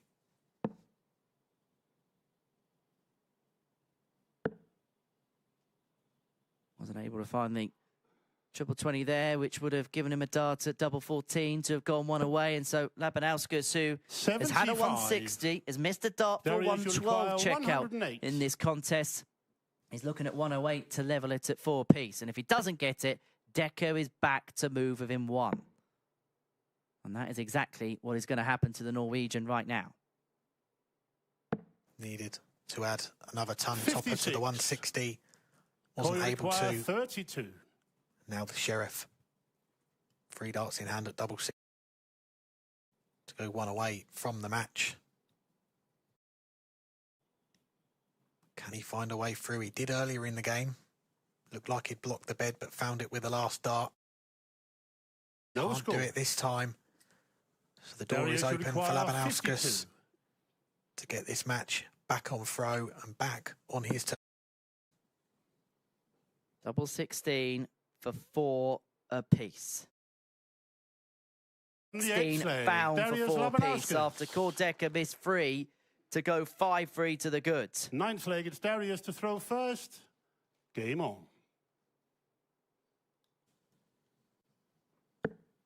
We gave it the big build at the start of the show. And we have got ourselves a best of 3 now to determine who will go through to the final session.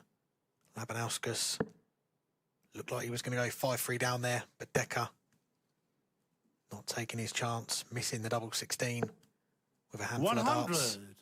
Now Labanuaskas knows 2 holes to throw, and he'll be the one moving through to the quarterfinals. And it's these types of situations that Darius Labanuaskas has built a career on. Taking advantage of opportunities, and then in a situation like this where it's best of 3, 85. he can chip away and scrap away at an opponent and find enough to get over the line. Such a tricky customer to deal with, Labanuaskas. She touched on earlier the career that he's had in the game, not just in the PDC when he had his tour card, but in the BDO. He was the WDF #1 for a period of time as well, which shows you the consistency 85. he was producing all around Europe. What he'd give for 2 more holes of throw to give himself a chance to win that title tonight. 140. Well, he's making his move. Well, that, there is absolutely no doubt. On a finish after 9 on throw, forcing Dekker to have hit a maximum there to join him on 136 after 9. 100. Darius should require 136. Labanuaskas looking at another ton plus finish, but this time he knows it's not crucial that it goes. Time is on his side. Can just lay it up now. 96. He does nicely, leaves himself tops after 12 darts. And Dekker way back on 216. All he can do is try and pile in a big score, put the pressure on. Hope that Labanuaskas does what Dekker did in the last leg and misses 3 darts in hand. Darius, you require 40. For 5-4. And get his nose in front for the first time since the first leg. And he does so with a 13 darter. And all of a sudden, Dekker, who had so much control for so long, missed 3 darts for a 5-3 lead, is now throwing to save this match. 140. All the Norwegian can do now is hold his throw here, force the deciding leg. And we saw at the weekend, didn't we? Deciding legs, Dekker.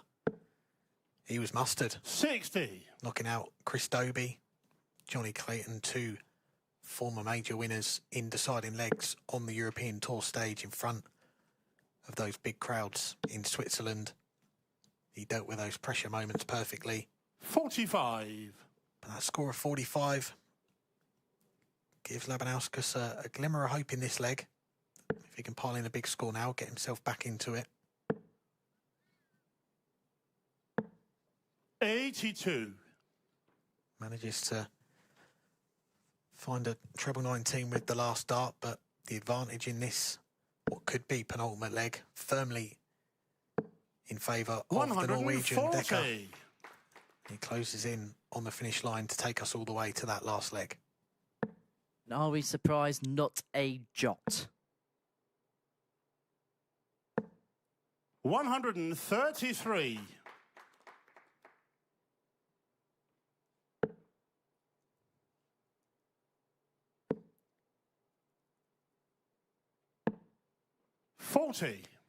Again, it's another low-scoring visit from Dekker. Labanuaskas, if he can find a treble, he can't. 59. He does get down to a finish. You require 136. He will get a chance to win the match if this 136 doesn't go. Well, he kicked off the game with a 160 checkout. Is he going to bookend the contest? Darius, you require 167. With big finishes, because he's looking at 167 here to get over the line and to book a place in the quarterfinals against Teemu Harju. Down he goes for treble 19. Bullseye to win it in style.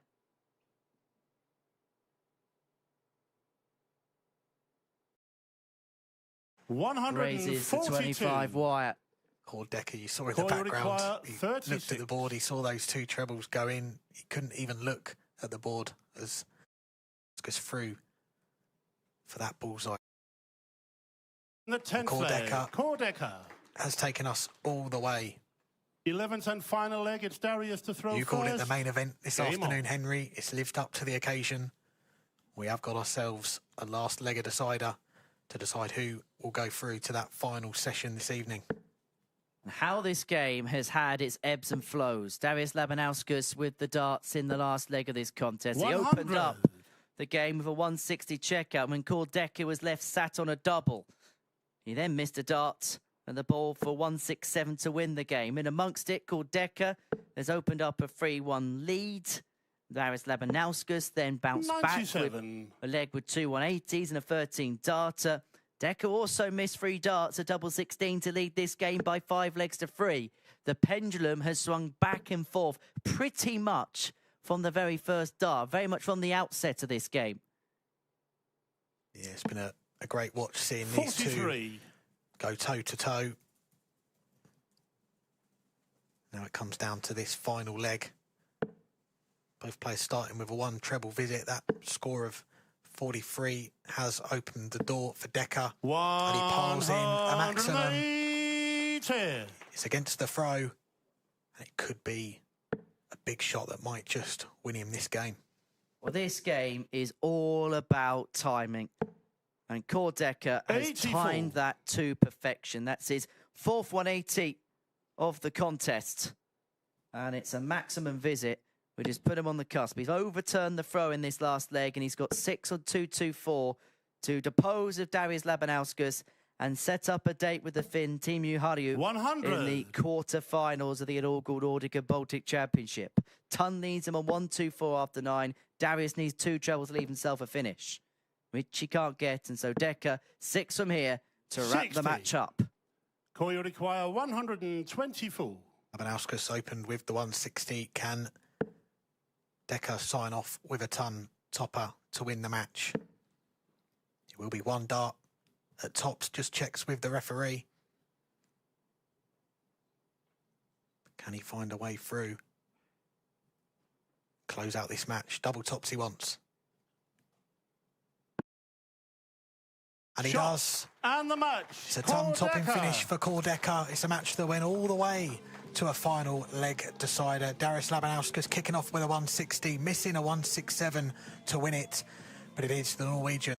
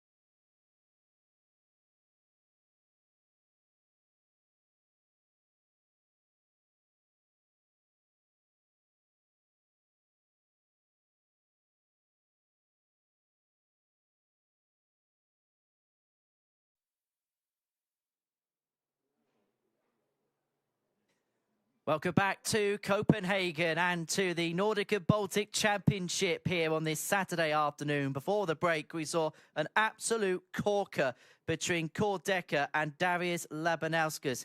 Dekker winning by 6 legs to 5 in the last leg decider. Labanuaskas missing a dart at the ball to win it 6-4. Dekker winning it with a 12 darter and a 1-2-4 checkout. 2 more matches to go on this Saturday afternoon. Oskar Lukasiak and Barauskas is next on the menu, and your MC is Richard Ashdown.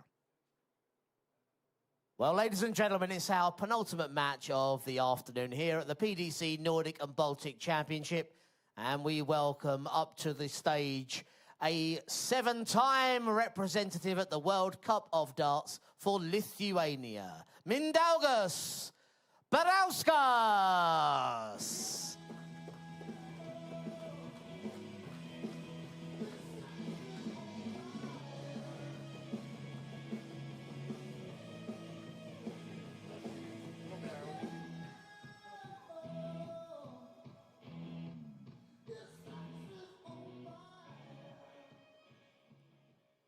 And his opponent now, number 3 seed, 2-time Nordic and Baltic title winner, a winner on the Challenge Tour, and 3 times a World Cup of Darts representative for Sweden, Oskar Lukasiak.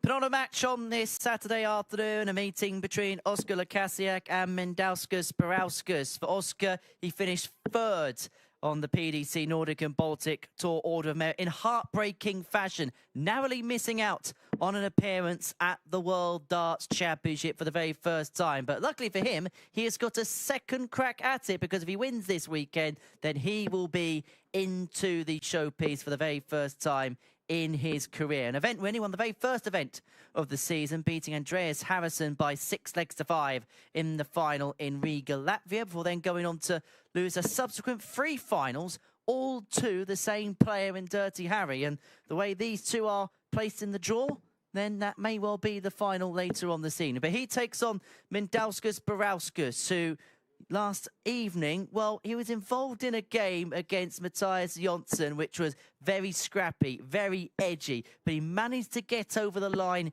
in the end by 6 legs to 5. To throw first.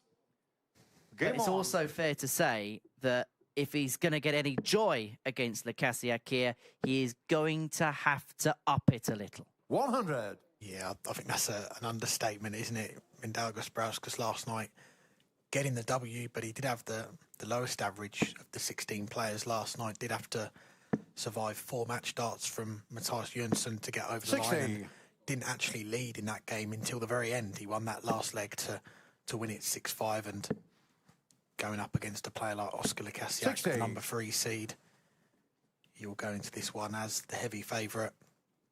And Barauskas now flying the flag for Lithuania on his own after that last match. Dekker surviving a match start of his own to knock out 59. Darius Labanuaskas in a last leg decider.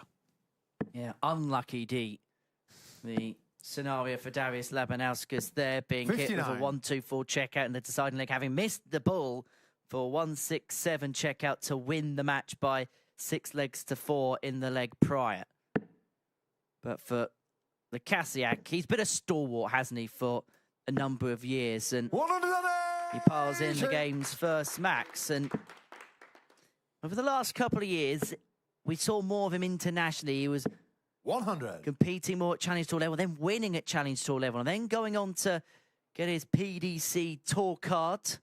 Played in his first Euro Tour event of the season last weekend in Switzerland, where he lose out 6-3 to Ricardo Pietrezco in the opening round. Beat Andy Bolton, Robert Grundy and Connor Scott in the qualifiers for that event. 140. A good visit there from Barauskas. Leaves himself a single to double. This 102 for Lukasiak for a breaker throw in the first leg. Will it be bullseye or treble 14? Well, he stayed there. 54.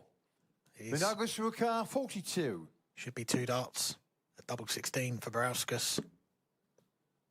Switching to double 8. 34. 2 darts missed, Oskar and those are the 48. type of chances that have to go, you feel, in this match against a player like Oskar Lukasiak, who now has 2 darts at tops for the... with the last dart. It is the earliest of breaks for the number 3 seed. First. Game on. my tip to win the tournament. He's got the curse of me tipping him to win a tournament. But he's made a good start there, winning that first leg. 95. Oskar Lukasiak the last few years, what he's done in the senior ranks, the Challenge Tour, getting his tour card this year, the World Cups as well. He's had some good runs there, a couple of quarterfinals. As Barauskas comes back with a maximum. But he's someone that had such a promising youth career as well. You look at what he did as a youngster, winning the World Boys Masters, hitting a 9-darter in the Denmark Open. I think he was maybe 12, 13 years 59. old when he done that, the youngest player to hit a 9-darter in a competition like that. But it's took him a while to find his mark, really, in the senior game. But the last few years, 60. he's been able to do it. And it isn't as easy as transitioning a very promising youth career into a very good senior career. And we've seen it from a number of players where you expect big things from them, but maybe it just takes them a little bit of time to blossom into life. Bradley Brooks is a great example of that, where he won the World Youth Championship. Everybody expected him to kick on. Didn't quite happen. Took a year off tour and came back better as a result of that setback. And Oskar Lukasiak feels like a great example of that, where things may not have gone to the type of plan he would have expected. But this second coming in his career, he is finding things and doing things which 60. he was expecting to do when he was making that burst onto the... Definitely, and I'd throw Bradley Brooks's friend Ted Everts into that mix as well, a former world youth champion, the most successful player on the development tour. He's had a tour card, dropped off the tour. He's not quite managed to have the same impact yet in the senior ranks. But Barauskas was looking like he was in a good position here to get that break straight back. 100. He's got a chance here at the 1-1. Needs to find a treble. He does, his tops. Just goes under. 92. Lukasiak, 92, to double his lead. He's had darts Mendauskas to win each of the opening two contests. Lukasiak pinched his pocket in leg one. Is he going to do so again in leg two? 80. Couldn't find the double six. And so Barauskas is going to get three more here at double 10. Now whatsoever, and Barauskas levels this game up at one apiece. First, game on. 2 legs, 2 breaks a throw. We are level at one apiece. That'll be a little bit of a settler, you feel, for Barauskas. After being broken in the opener, returning the favour, getting a foothold on this game. And when you're going up against a player who's finished so highly on the rankings coming into this tournament, you don't want to let them build up ahead of steam, go 2-3-0 down. Even in a best of 11, it can be a long way back. 140.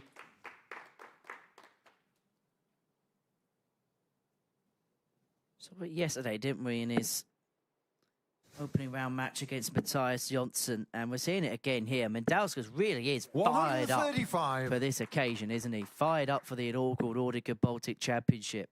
He's a player that's got to play with a bit of an edge anyway, but he's really getting himself stuck in here.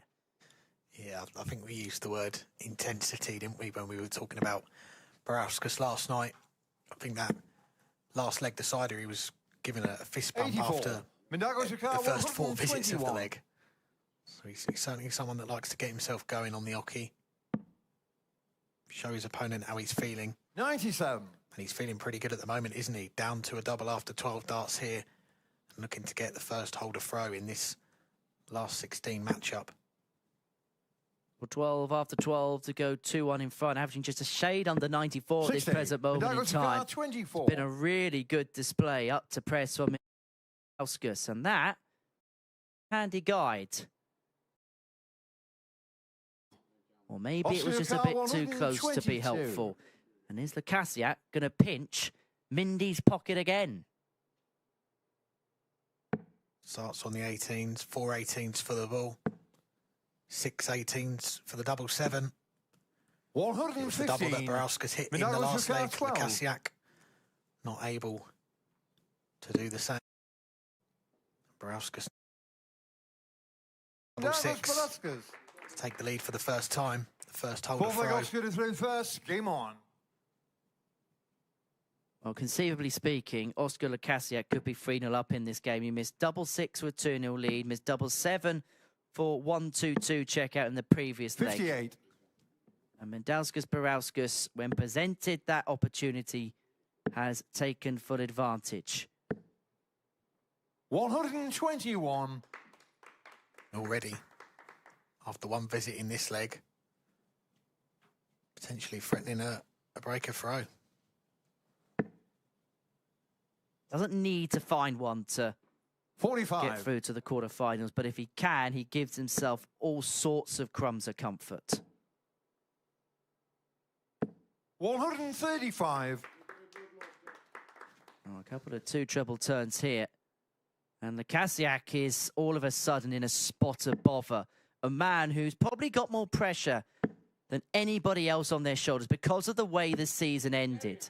Because of the fact 140. that he was in the World Championship spots for so long, yet dropped out due to unexplainable circumstances. 45.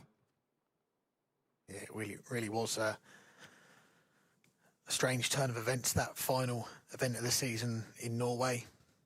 We spoke about it earlier.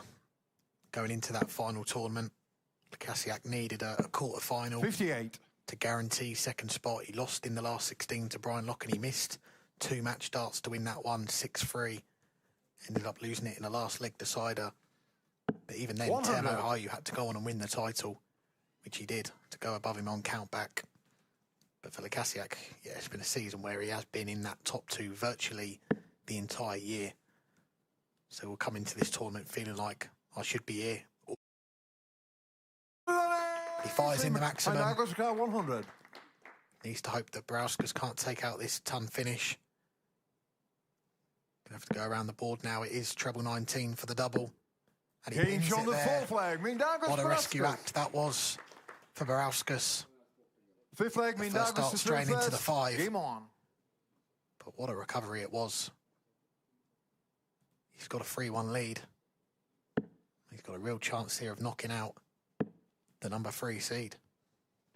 85. Well, the maximum did not apply maximum pressure as far as Oskar Lukasiak is concerned. It was one of those moments where Melderis Barauskas did a very good job of holding it together, particularly after dart 1. Things could have gone very badly wrong very, very quickly, particularly when Lukasiak 59. was hot on his heels, but keeps it together, pins a ton, moves 3-1 to the goods.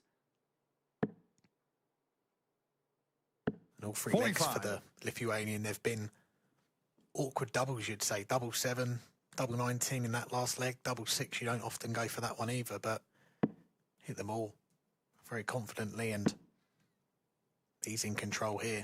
60. And what would, you'd say, be the biggest upset so far in this tournament if he was to complete the job and knock out Lukasiak? Yeah, because 59. even the games that gone against the grain in terms of the big seeds going out, Andreas, we know about his capabilities. He got the better of Marko Kantele by 6 legs to 2, and Dekker against Darius Labanuaskas was pretty much a coin flip, wasn't it? And Dekker only prevailing in the last leg decider in that particular 140. game. And this isn't a really interesting quarter of the draw. It's the bottom quarter. And the other 2 players in it are Johan Engström, who we know about his 60. capabilities, but this year maybe hasn't quite been as successful as we've seen in previous campaigns on the Nordic and Baltic circuit, and particularly elsewhere. And Andreas Hyllgaardhus, who yesterday showed enough to say that he can be 100. competitive in this arena. Semi-finalist on tour in 2025. That's a core that all 4 of them will look at and think there's a chance of getting through. 140. certainly Oskar will, Karl, and 142. That 2 treble visit from Barauskas getting him right back into this leg on throw. Lukasiak not going to take out the 1-4-2, but he is going to leave it handy. 90. Leave a single to double. Melderis Karl, 112. Barauskas needs this to avoid being broken. Can still do it. He's straight into the 5 like he did in the last checkout. Needs to find that treble 19. It's a dart at the ball. Oskar Outside. Karl, 52. The dart for 4-1. And Lukasiak now should get 2 darts to break back. And those two darts are going to be at double. And those two darts do not 25. go where he wanted them to. And so Barauskas to move free clear at 2 away from a spot in the quarterfinals. Double 4 with the last. And Barauskas is free clear. 6-leg Oskar to through first. Game on. An upset is on the cards. 4-1. Barauskas leads against the number 3 seed, Oskar Lukasiak. 100. Who's got it all to do now. If he is going to join 4 of his fellow Swedes in the quarterfinals 84. tonight.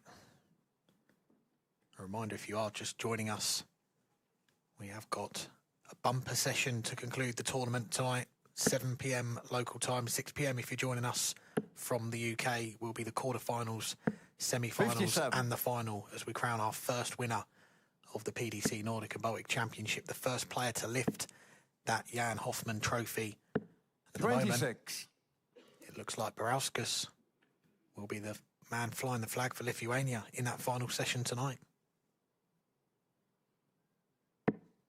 Lukasiak isn't playing poorly, but he's missing a lot of gilt-edged chances. He could have won 85. 4 out of the 5 legs in this match. Of course, he's won one of them. He's missed opportunities to win another 3. Missed double 6 to lead 2-0. Missed double 7 for 1-2-2 check out the leg 100. after. And the previous leg, he missed 2 darts at tops to reduce the gap to 3-2. In terms of the level of play, there's hardly anything to separate the pair. But the big difference is when Barauskas is getting opportunities, he is taking. 59. Maybe one crumb of comfort that Lukasiak can look back on from the Nordic and Baltic Pro Tour this year 85. is that first final. In the first event, he was 4-1 down against Andreas Harrysson, come back and won it 6-5. He's going to have to produce a comeback of that ilk if he is going to avoid 100. being knocked out at the first hurdle. Well, half's the score. But the problem Oscar's got here is this is only a leg on the throw. He was against the darts anyway, and having 135. Oskar been broken in leg 4, he finds himself in a world of trouble, and he could be broken again if he doesn't take out this ton, which is taken out in this contest this exact way. Treble 19, double 9. Just found Oskar wasn't up to the task, and so Mindy to open up a 5-1 lead in the treble 4. So That is a happy accident, isn't it? A single 4 would have meant he'd have had to go 17 for the ball. 61. Looks like he's miscounted there. Oskar 59. 16, sorry. After the treble 4. yeah, he thought he had 49 left as opposed to 59. And Lukasiak has to step in on that unforced double 4.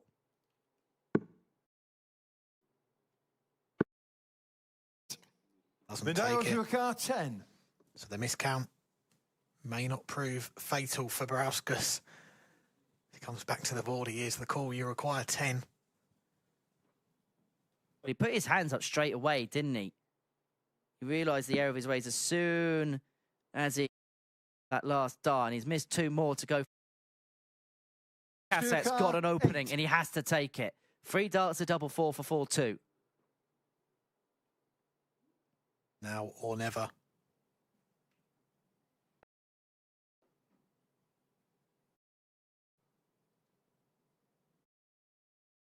With the last dart. Oskar Lukasiak. And I just wonder how 7-leg Mindaugas to throw first. Game pivotal will on. that period of play be. Barauskas with the miscount. He wanted 32 with the last dart. He wanted 42. Then he messes up the opportunity on the double 5. Lukasiak 45. pinning the double 4 of his last dart to stay in the match. Barauskas still got that breaker throw in his favour. He knows 2 holds a throw and he's going to be going through, but he could have been going into this leg with 60. a 5-1 lead. Well, Oskar Lukasiak was handed an olive branch, and he has taken full advantage of the gift that was given to him by his Lithuanian opponent. 60. And all of a sudden, there's an opening on Barauskas' darts for Oskar.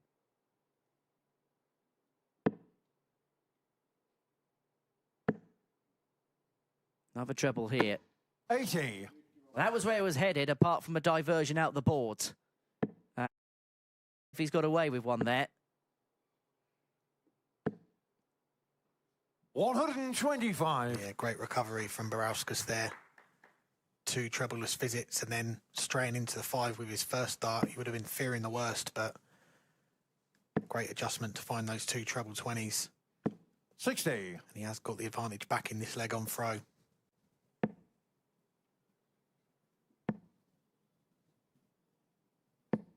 95. If Oskar goes on to lose this game and you consider the pattern of play in this contest, he'll feel opportunity missed, won't he? He's had a lot of doubles, a lot of chances that he's not converted. And his back is firmly against the 81. wall here. Barauskas, 6 darts from 176 to move 1 away from a place in the quarterfinals. 100. Steady ton, he'll take that. Lukasiak, he feels got to get 2, possibly even 3 trebles here to pile on the pressure. He's found 1. And he finds another. 140. Oskar 76. 76 for Barauskas to open up a 5-2 lead. It's double top. 56. It doesn't go. Oskar 80. He's had darts to lead this game 5-1 and 5-2. It could be 4-3 in a couple of moments. The match back on throw. Double 10 for Lukasiak. 1 dart left at double 5. Again, Oskar 20. doubles missed for the number 3 seed. Barauskas, double 10. Now he's looking at double 5. With the last dart, you see the reaction. That was a big dart.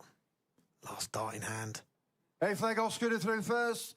Game on. He's 1 away. Lukasiak needs to run off 4 straight legs to avoid being knocked out of the Nordic and Baltic Championship at the first hurdle.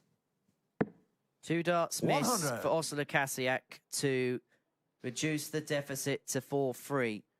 Barauskas eventually holding his nerve to open up a 5-2 lead, and when he won that leg, he dropped a flight, which has been rather kindly picked up by the referee Paul Hinks, a man who has presided over 4 PDC World 85. Championship finals over the course of a long and illustrious career, and his love and his infectious love for the game dwindles no less as he heads towards what he won't mind me 60. calling the twilight of his career.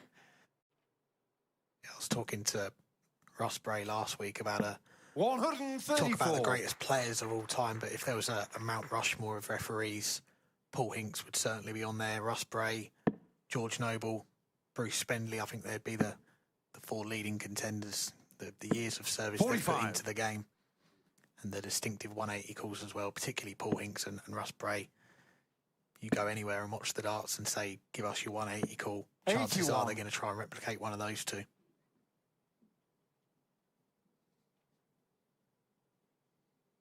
Though I know he's very happy right now because his last time we checked, his beloved Manchester United were leading. He was poking his head through the door in the commentary 100. box. But it might well be Barauskas poking his head through the commentary box.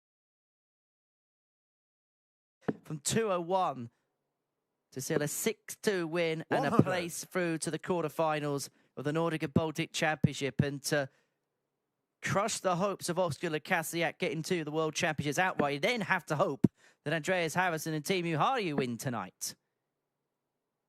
If this 101 goes, 140. Lukasiak 101. will be putting on his half-and-half shirt for Andreas Harrysson and Teemu Harju, because Barauskas, if he can keep straight, is going to get a dart for the match.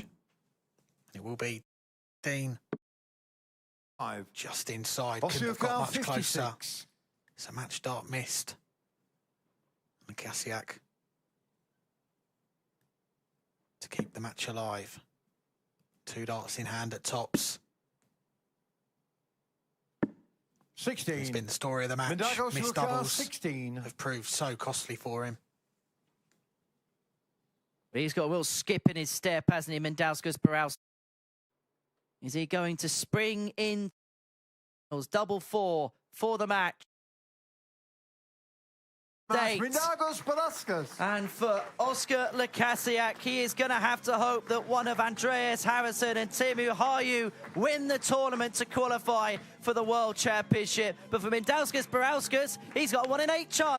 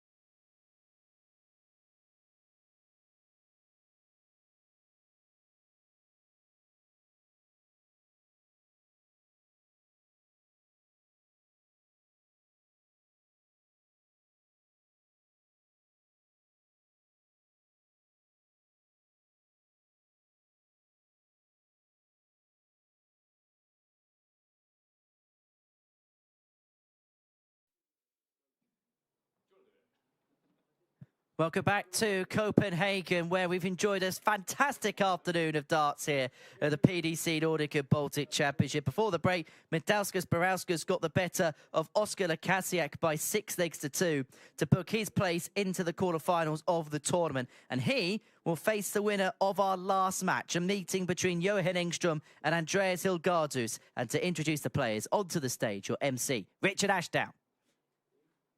Ladies and gentlemen, we're about to complete our quarter-final lineup here at the PDC Nordic and Baltic Championship.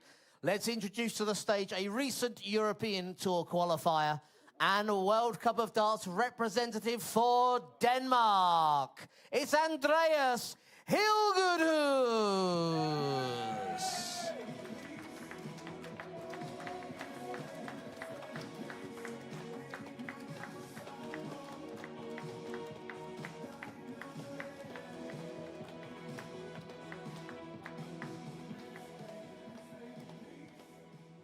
And now we introduce our number 6 seed. Picked up 2 Nordic and Baltic titles last year. He's qualified for the European Tour 12 times. Sweden's Johan Engström.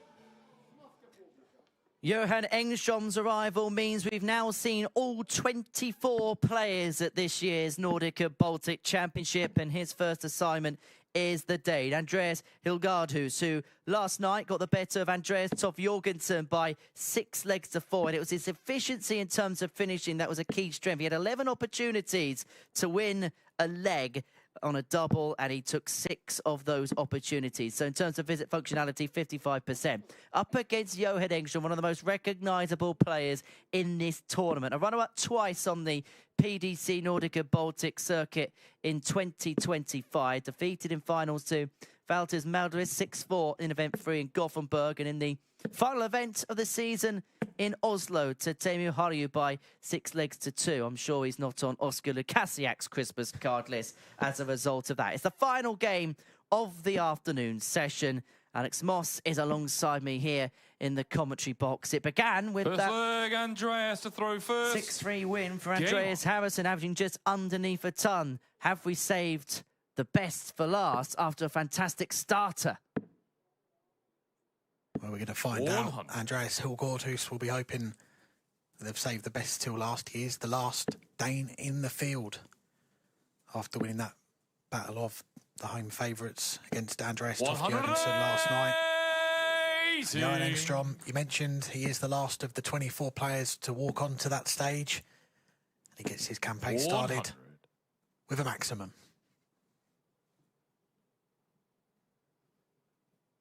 I'll tell you what, Johan, why didn't you get the 9 darts out the way in the opening leg? 140. Save it for tonight. And much to my excitement, I think it was the first dart that was the one that dropped underneath. Still, though, a very good start for the Sweet Ferret against the throw here. 180 followed by the 140. To put the Hyllgaardhus throw under real pressure in the opening 60. leg.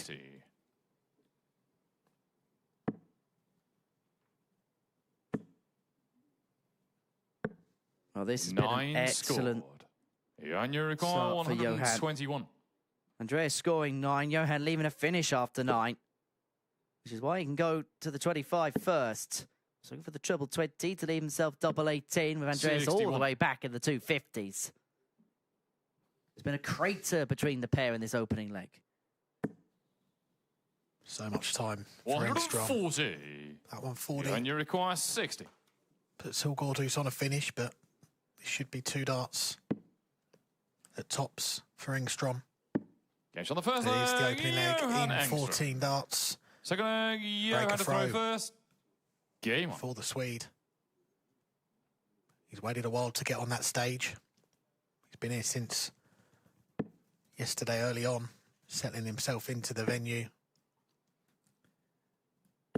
100. He's looking to get off to a hot start and join the rest of the 7 players left in this tournament in the quarterfinals tonight. 47. Well, for Johan, in terms of qualifying for European Tour events this year, he hasn't been too bad. He's got to 4 of them, but has been unable to win a game in any of the tournaments that he qualified for once he got to the main stage. Defeats to Luke Woodhouse on 2 occasions, 6-1 and 6-3. Lost 6-0 to Jan van Veen and also lost out to Mike de Dekker by a 6-3 scoreline. Did win 2 Nordic and Baltic events in 2024, but a couple of finals is as good as it got for the Sweet Ferret in 2025. For Engström, last 70. year, he was the Oskar Lukasiak, if you like, of the Nordic and Baltic Pro Tour, because he was in 2nd spot going into the final event. 100. As Hyllgaardhus fires in the maximum to threaten a break back. But Darius Labanuaskas winning that final event. We saw him go above Engström and qualify for the World Championship. 60. And Engström not quite threatening a top 2 finish this year like he did last year, finishing in 6th spot. But he has come here with plenty of confidence, it's got to be said. He was asking me yesterday, when are we doing our interview? And I said, I'll interview the winner. And he said, I'll talk to you on Saturday night then. 38. And Well, the way he's playing so far, he's playing every inch of a champion. However, it's only a couple of legs. And it may well be a game that was level at 1 apiece if Hyllgaardhus could have taken out the 104. But and you require 44. this for 2-0. And so far, this has felt like a stroll for the Swede. 2 in hand, a double top. Games on the second Which he leg. only needs the 1. Johan Engström. Third leg, Andreas to throw first. Game on. 2-0 up and looks in cruise control. Got the break in the opener, backed it up, and now has this game exactly 100. where he wants it. Looking good to join 4 other Swedish players in the final session tonight. We know that we are guaranteed 1 Swedish finalist tonight. The top players, well, the top half of the draw, it is all Swedish players. The bottom half, we have got a few different nationalities involved. We've just seen a Lithuanian move through. Mindaugas Barauskas knocking out Oskar Lukasiak. We've also got Norway's Dekker, Finland's Teemu Harju, Andreas Hyllgaardhus. 125. Looking to make sure that there is a Danish representation in the final session tonight. I'm just going to step 47. into the brain of Paul Nicholson for a second, which might be a very dangerous thing to do. Good luck. Because he speaks so much about trying to eke as much into as little as possible. And for Johan Engström, he's got an opportunity as he piles in his second max of the match. Second in the leg against Fro. But he has an opportunity because he's playing the last game on in the afternoon and the last player to play. He's got the least amount of time from his first game to potentially his last game if he goes on to win it. Everything's truncated into a short window. And he's looking to truncate this game. A 1-3-6 for a 3-0 lead. It's double 14. And it just clips the wire. As you look at this bottom half of the draw as well, we've seen the second seed, Teemu, Harju, go through, but 28. the two seeds that have played afterwards, they have been sent packing. Engström. The third leg, at least two of the top 8 seeds through in that bottom half. Johan to throw first. Going the right way about it. 3-0 up in double quick time. And against the throw, he has been lethal. 14 and 13 darters. When Andreas Hyllgaardhus has had the honour. 125. And he's just not relenting. We saw Andreas Harrysson at the beginning of the session send out a statement, and he had to play to that kind of level to get the better of Victor Tingström 6-3. Well, Johan Engström at the end of the afternoon session is putting in a performance at this present moment in time in excess of it. Average just under 104. And it's hardly felt as if he's had a troublous visit in this game. 66. And technically that is still the case. You said at the start of this game, have we saved the best till last this afternoon? Well, 140. Engström at the moment is on course for the highest average in this tournament. He can post a 3-figure average. Will eclipse what his fellow World Cup and Swedish teammate did this afternoon, Andreas Harrysson. It is shaping up nicely for an exciting conclusion to this tournament tonight. We have still got some of the big names left in the tournament. The number 1 seed, Andreas Harrysson, the number 2 seed, Teemu Harju. Daniel Larsson was pretty impressive earlier today as well, and Dekker. 70. An excellent game with Darius Labanuaskas coming through that one. And then maybe some of the more unfancy players that have come through. I mean, Barauskas in the last game was a bit of an underdog. Johan So 134. good mix of players that we've got for the final session. Well, 6 starts here from 1-3-4 for 4-zip. Oh, I love that way. 58 left. If he found that 94. second treble 19, he would have left himself double 10.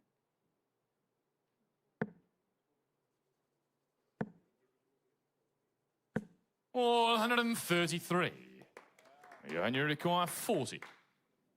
Tots of 4-zip. And to continue this absolute Johan Engström. With leg Andreas to throw first.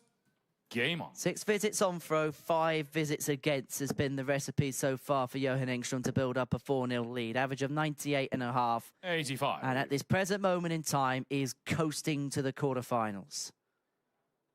3 of the 4 legs has won on double top. Shows you his proficiency on that. He's not having to 100. chase around the board, go to double 10, go to double 5. That double top just seems to be at the end of his fingertips at the moment. And it's given him a commanding lead in this, our final game in the second round. 4-0 up, closing in on the quarterfinals.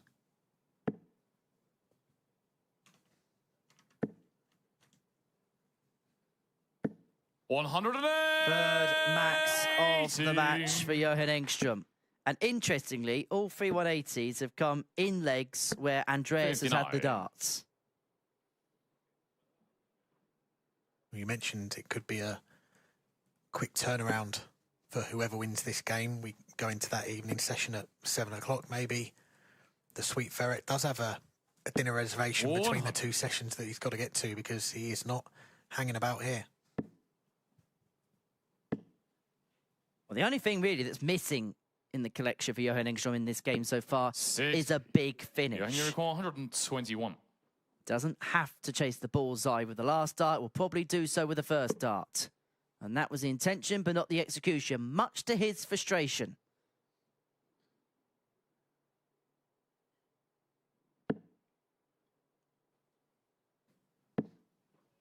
38. And he hasn't really cleaned it up. And if Andreas here finds a couple of triples, this leg suddenly becomes interesting. You saw that reaction from Johan 60. after that first Johan start, the require frustration. He's 83. 4-0 up, but he's going for perfection. Tops.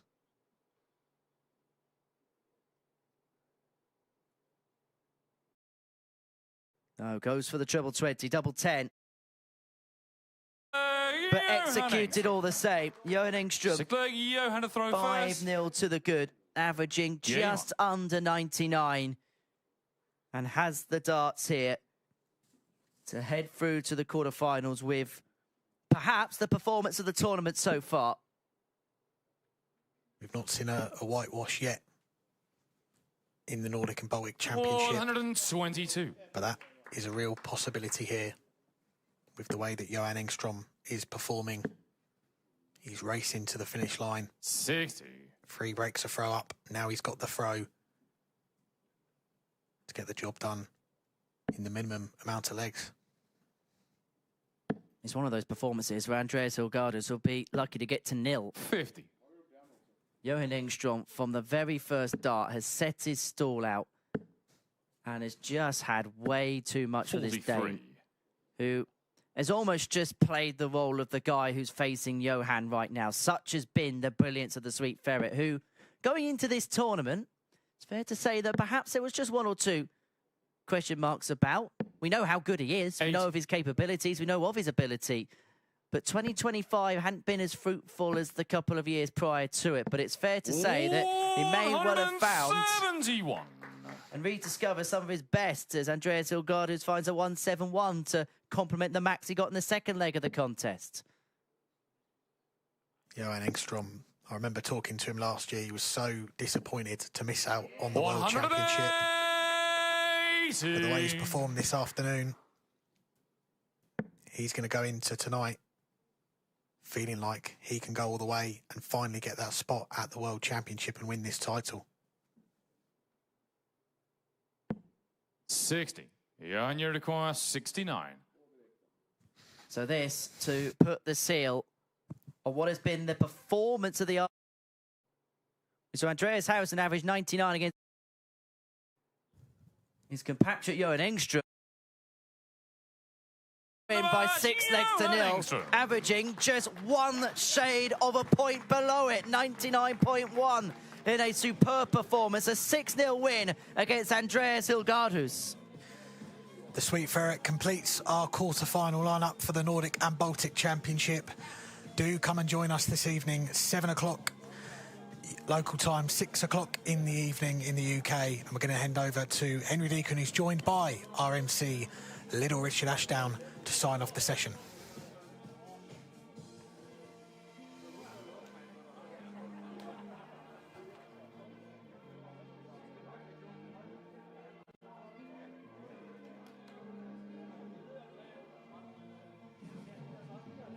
Well, what an afternoon we have seen here in Copenhagen. Little Richard Ashdown's going to assess what we have seen here on the platform. And we have to start really with what we've just seen, Johan Engström.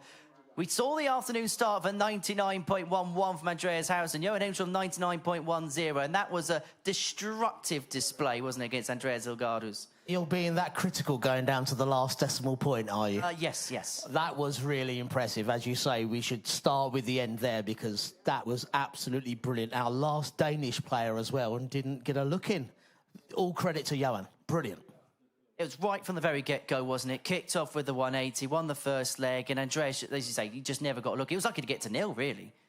Oh, absolutely. He kept his head up, to be fair, kept plugging away, but it's the old, what can you do? You know, it's cliche, but absolutely brilliant. And, yeah, he now looks great in that bottom half. The only Swede in the bottom half. It is certainly a draw of 2 halves, isn't it, with all the Swedish top-heavy. And in the top half of the draw, we mentioned Andreas Harrysson. He set the start in the opening match of the session against Victor Tingström, who probably in pretty much every other game this afternoon would have had a very good chance of winning. I was going to say the same. That our best performer in yesterday's first round, Victor Tingström, and he was arguably the best of our losing players today. So he's acquitted himself brilliantly. Unlucky with the draw, but needs to get his ceiling a bit higher and play all of the tour next year. How good was Andreas Harrysson, though? We expected it, but he delivered. I think he's the one, not just because there's a #1 seed next to his name, but we're just used to seeing these performances, aren't we, on various stages, playing so well. Darius Labanuaskas and Dekker was a game that we spoke about at the beginning of the session, and boy, did it deliver. Absolutely. It looked like there was a key moment mid-match where Dekker kind of got snookered, really, on double 16, and Darius broke back, I think, to make it 4-4. But the last leg from Dekker against the darts, class. Brilliant.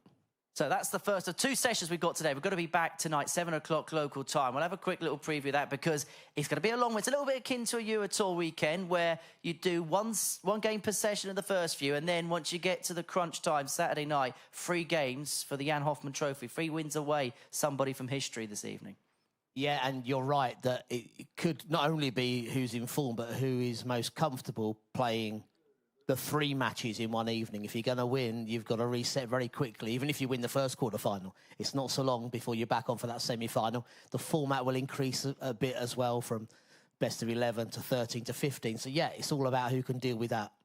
Interesting as well, we were mentioning it in commentary, Johan Engström, because he's played last quarter-final on, he's actually got a very short window to operate in. Is that an advantage potentially or a disadvantage? This is always a talking point about, is it better to play first or second? I think it's down to individuals. Statistically, not. You know, you'll see players that win the first game, like Andreas has, benefit from the long break, the downtime, and back up. Equally, you can benefit, or it can hinder you, that you have a short break. It's all about the individual. I don't see any plus or minus overall. It's just about whether that suits the likes of Johan playing last or Andreas, who's played first. It's going to be a fun night tonight, isn't it? Well, we're guaranteed a Swede in the final, aren't we?